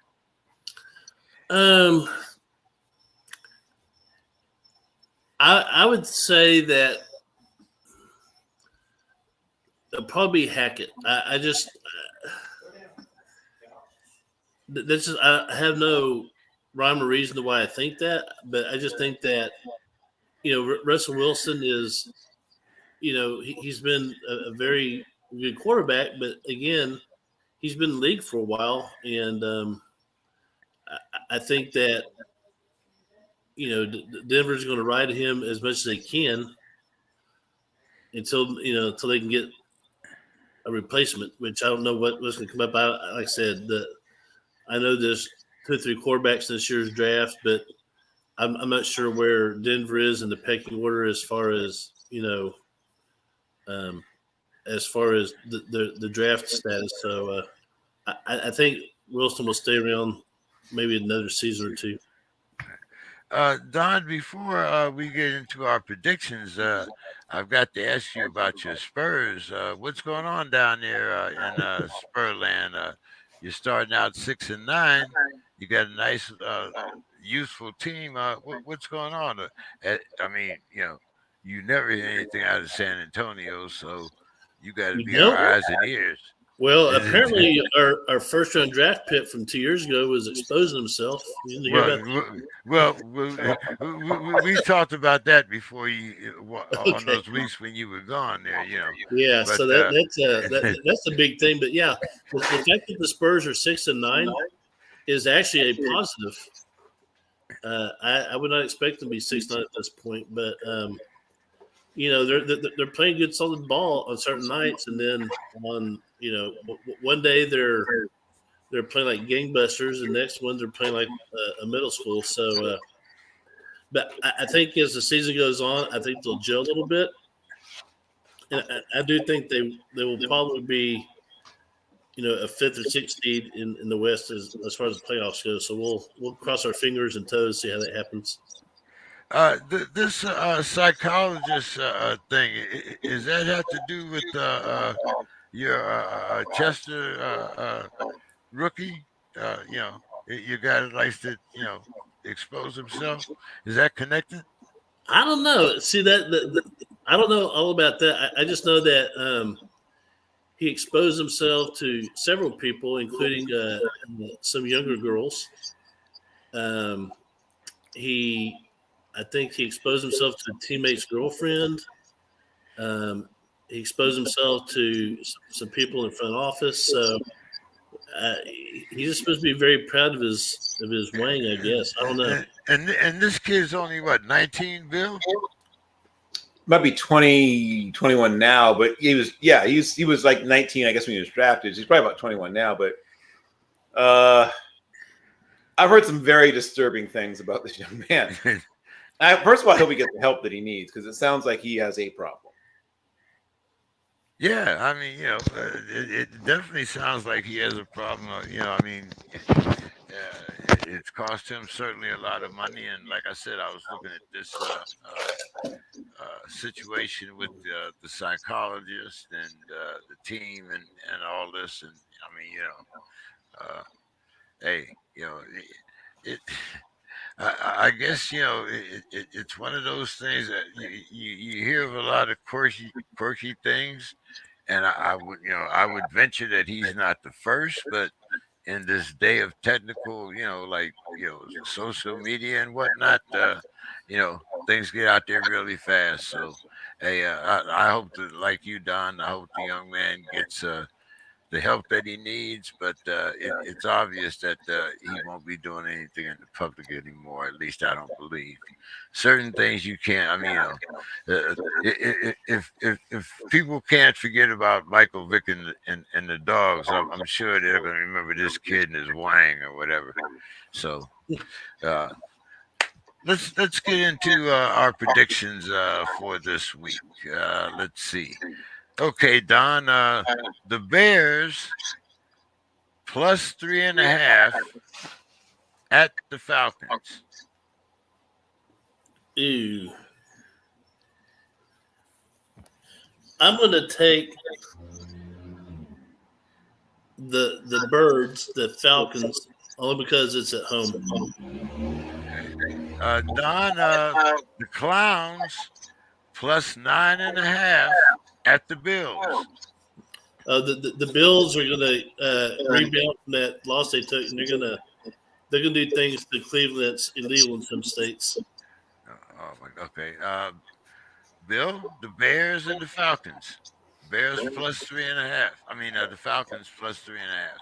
Yeah, these teams are to some extent mirror images of each other, though the Falcons are a little further down the road. I mean, they're a little closer to being ready to compete. I think that the Bears deny them the cover. I think it's a thrilling 1-point loss, which the Bears are becoming very good at. But I think it's going to be a thrilling 1-point loss, late in the game, they score and then fail on the 2-point conversion, that kind of thing. And the Falcons survive. The Clowns get 9.5 at the Bills. Yeah, I think the Bills do cover that. As much as I like to stay away from big number spreads, I'm going to agree with Don. I think it's a get-right game for the Bills. Bill, the Eagles giving the Colts 7.5 at the Colts. That's a lot of points. I once again, I think that the Eagles do win. I think the Colts show up and play better than expected and lose, but probably by only 6, so like 24-30. So they deny Philly a cover. Bill, the Jets giving the Pats. The Jets giving the Pats 2.5 at the Pats. Huh. So the Pats are getting 2.5 at home. Yep. That's probably about right. Oh boy, as nervous as it's making me, I'm gonna go with the Jets and probably regret it intensely. Don, you got the Eagles giving the Colts 7.5 at the Colts. Eagles going to win more than by 7. I mean, if I'm Vegas, it's probably a 10-point game. The Jets giving the Pats 2.5, Don. I'll take the Jets. I have a good feeling about that. Okay, Don, see the Rams giving the Saints 3.5 at the Saints. Man, the Rams just aren't the Rams, are they? But, I think the Rams will put it together on the road, so I'll go with the Rams. I don't know. It looked like the Rams might have developed Peyronie's disease. Yeah. But Don, the Lions giving the Giants 3.5 at the Giants. No, wait a minute, that's the other way around. The Lions getting 3.5 at the Giants. Speaking of the Lions, where's our friend Demetrius lately? How's he doing? Demetrius is doing well personally, but he had some setbacks last week. He was intending on coming on last week, but Okay. unfortunately, the disease had taken a turn, so he'll be on as soon as he can. But right now, he's just concentrating on taking care of his family. All right, well, that's good. So, in his honor, I'm going to take the Lions, even though if I was putting money on it, I would go there. But just for shits and grins, I'm going to go Lions. Yeah.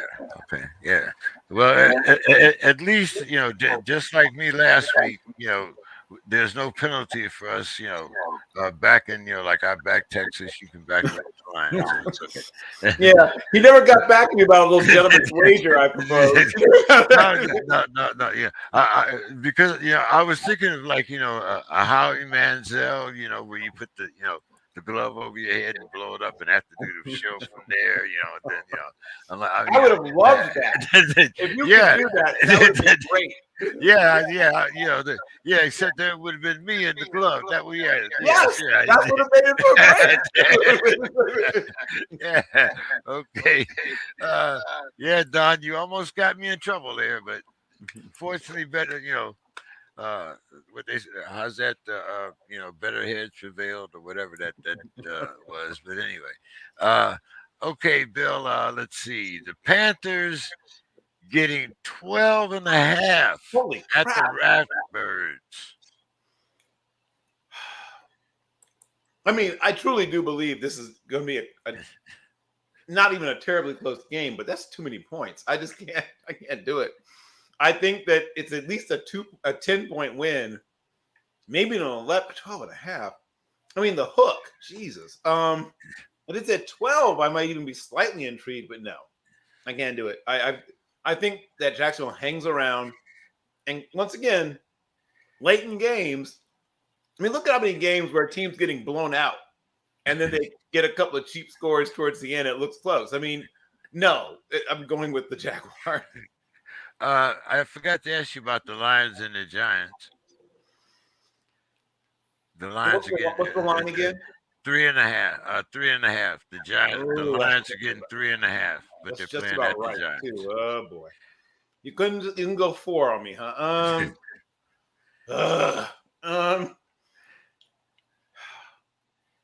I would like also to honor my friend, but I can't. If it was 4, I would. I would be willing to do it. I feel like 4 is the number where I feel good about it. It's not quite 4. So I'm going to have to go with the G-Men. But I'm thinking about you nonetheless, to be fair. And you're lovely guy. The Rams.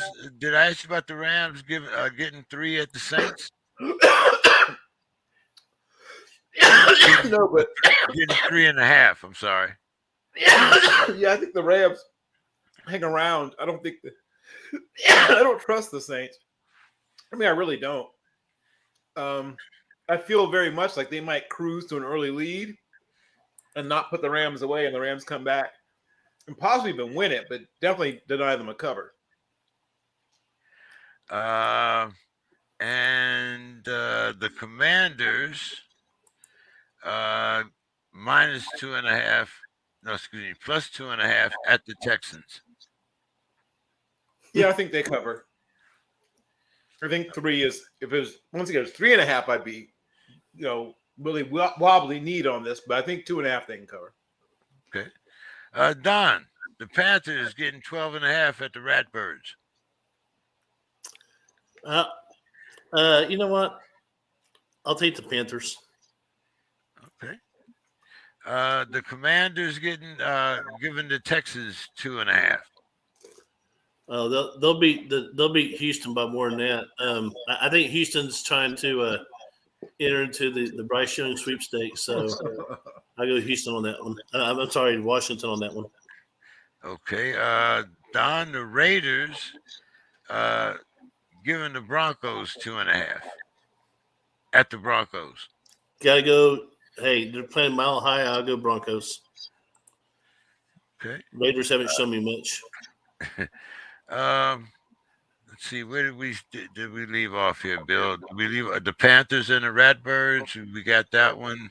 Yep. The Commanders and the Texans. We got that that one. Okay. The Raiders and the Broncos. The Raiders giving the Broncos 2.5. Bill.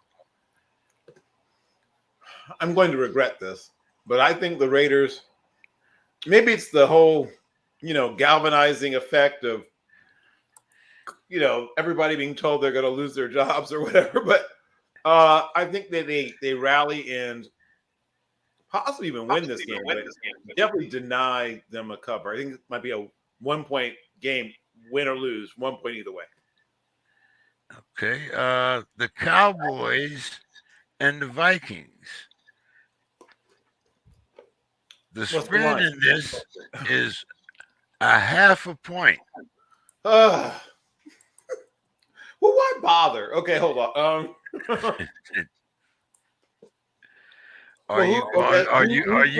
getting the 0.5 point? The Vikings. Wait, hold on. The Vikings are getting the point? Right. It's the Cowboys minus a 0.5 point at the Vikings. Oh, well, then give me the Cowboys. Don. I like Cowboys. The Raiders and the Broncos 2.5. Who you like, Don? I already told you Broncos. Did we cover that one already? Yeah, Mile High Stadium. Yeah. Yep. Okay. Then Don. My game of the week. The Bungles giving the Steelers 4.5 at the Steelers, Don. Oh man.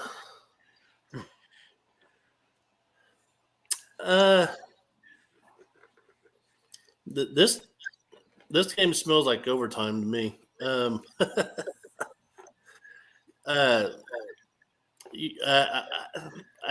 go with Cincinnati.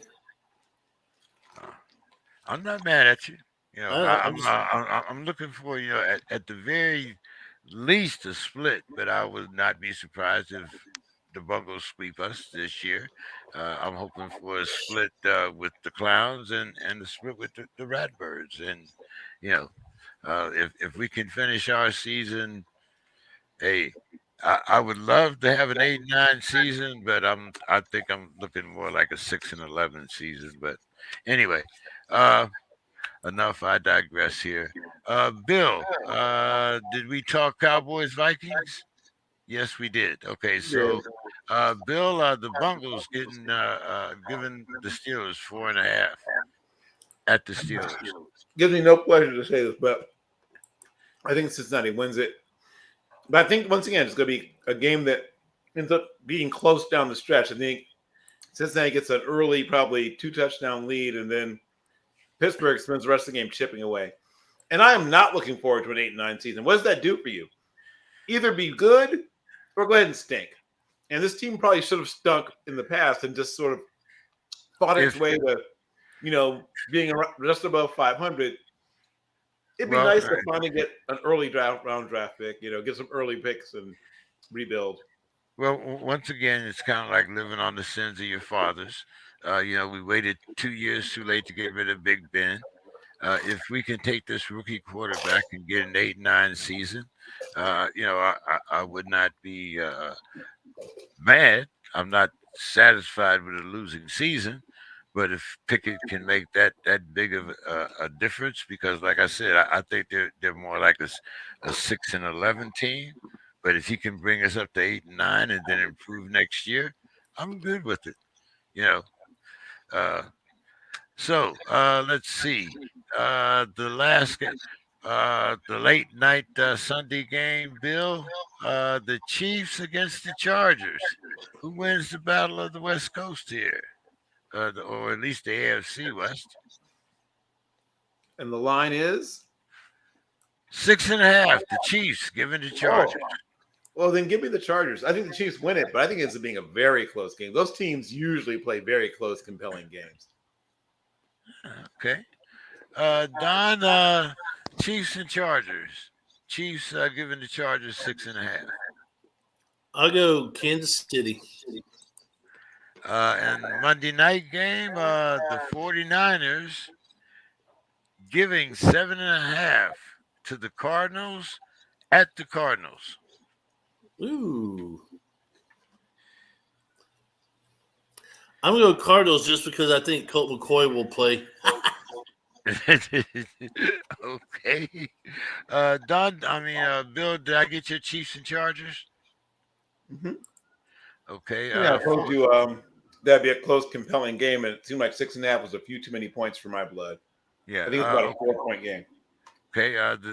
The Monday night game, the 49ers giving the Cards 7.5. Another deal where it's the 49ers will win it, but it's going to be a close game. I think 3 or 4 points decides guy. I think 7.5 is too many. Bill, what did you think about the way that the 49ers used Elijah and CMC this week?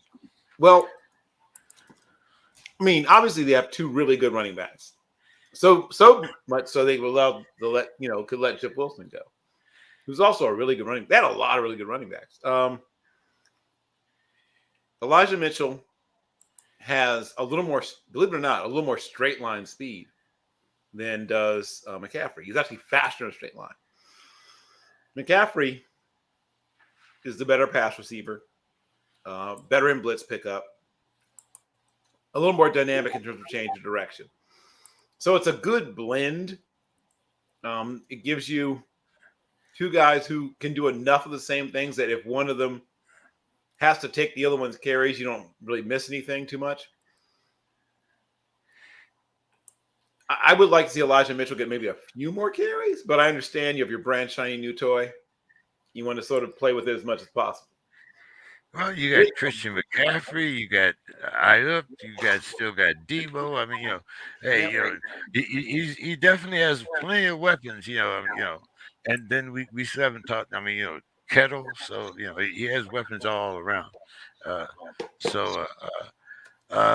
Bill, your final thoughts for the evening? Well,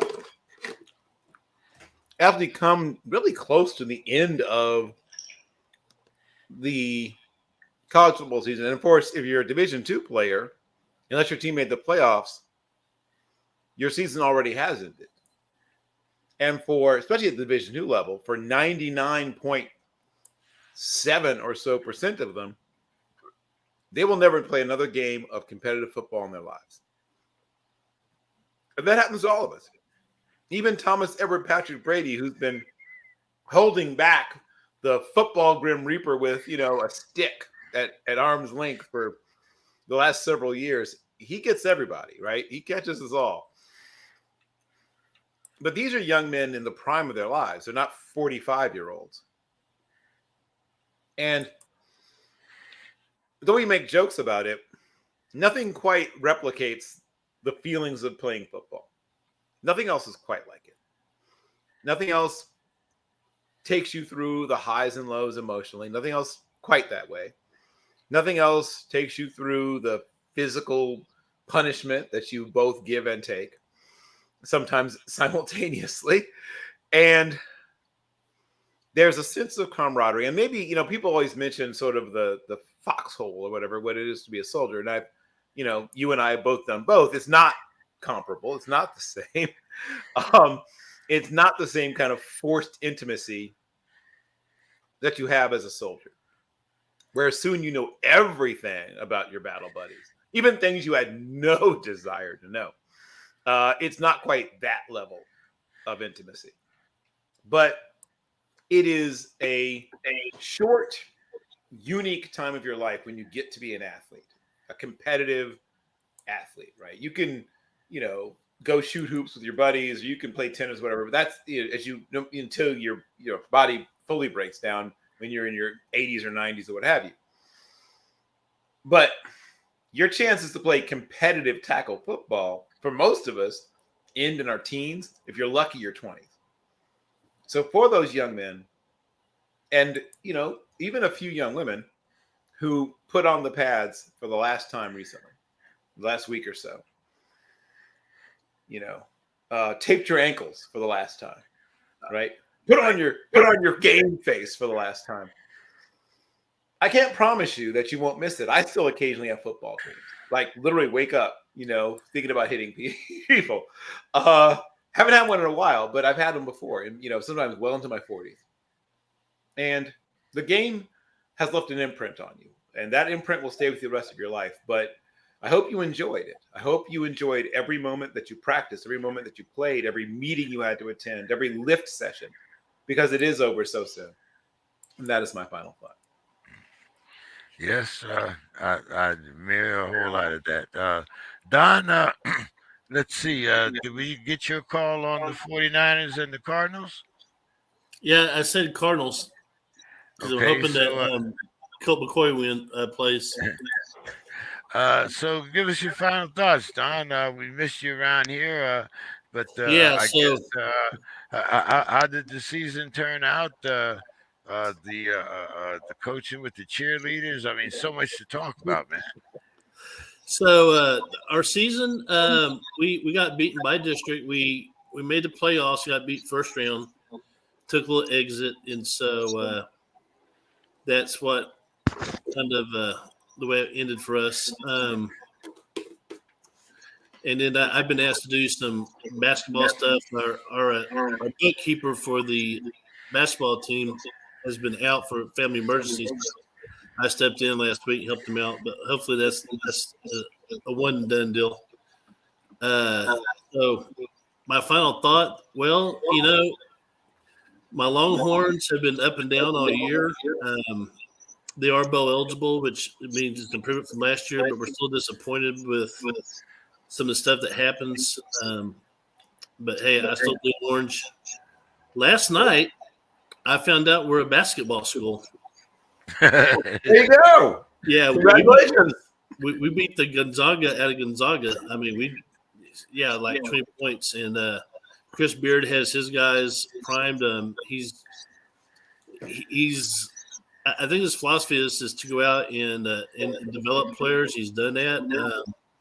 One of the guys that had a big game last night is a young man by the name of Brock Cunningham. Yep. And I played with his dad at UT. He's Ed Cunningham. Wow. He's a offensive lineman, and he's a successful investment person nowadays, lawyer. But anyway, his son went to Westlake, same school that Sam Mellinger and Drew Brees, all them went to, but he was a basketball guy. Where did Nick Foles go? What's that? Where did Nick Foles go? He went to Westlake also. Thought so, yeah. Yeah, Nick Foles, Brees, Ellinger, the guy at Clemson, Cubneck. So yeah, it's a football factory they have over there. Justin Tucker for the Westlake. So yeah, it's good to see the Longhorns do good basketball. Now I'm not going to get too excited because this has happened before, where they'll be like Michigan State and North Carolina, and then finish fourth in the conference. So I'm not going to get too excited, but it's a good start. All right, well, hey guys, as always, great talking to you on a Thursday. Look forward to it, and Don, we hope we can have you back. I was hoping that Spencer was going to be back, but it looks like there's a hurricane hitting Florida every 2 weeks. So, so it might be a little while before he gets back. But hey, Spencer, good luck out there, and we're all proud of the work that you're doing, and we look forward to having you back. So, Don, Bill, hope to have you back next week, and our audience, hey, have a great weekend, and don't forget to watch some good sports this weekend. We got college football, we got NFL, and in case you haven't noticed it, there's a round ball on the court also. So have a great weekend, everyone. We'll So, see wait. you next week. Go ahead, I Bill. was gonna ask. I guess you answered. So we are doing a show next week. Let's see. Next week is Thanksgiving, so we won't be on next That's Thursday. what I was confirming. Okay, you were saying next week. It's like, oh, okay, we're doing a special Thanksgiving show. Our Thanksgiving special. Yeah, Big Crosby coming through.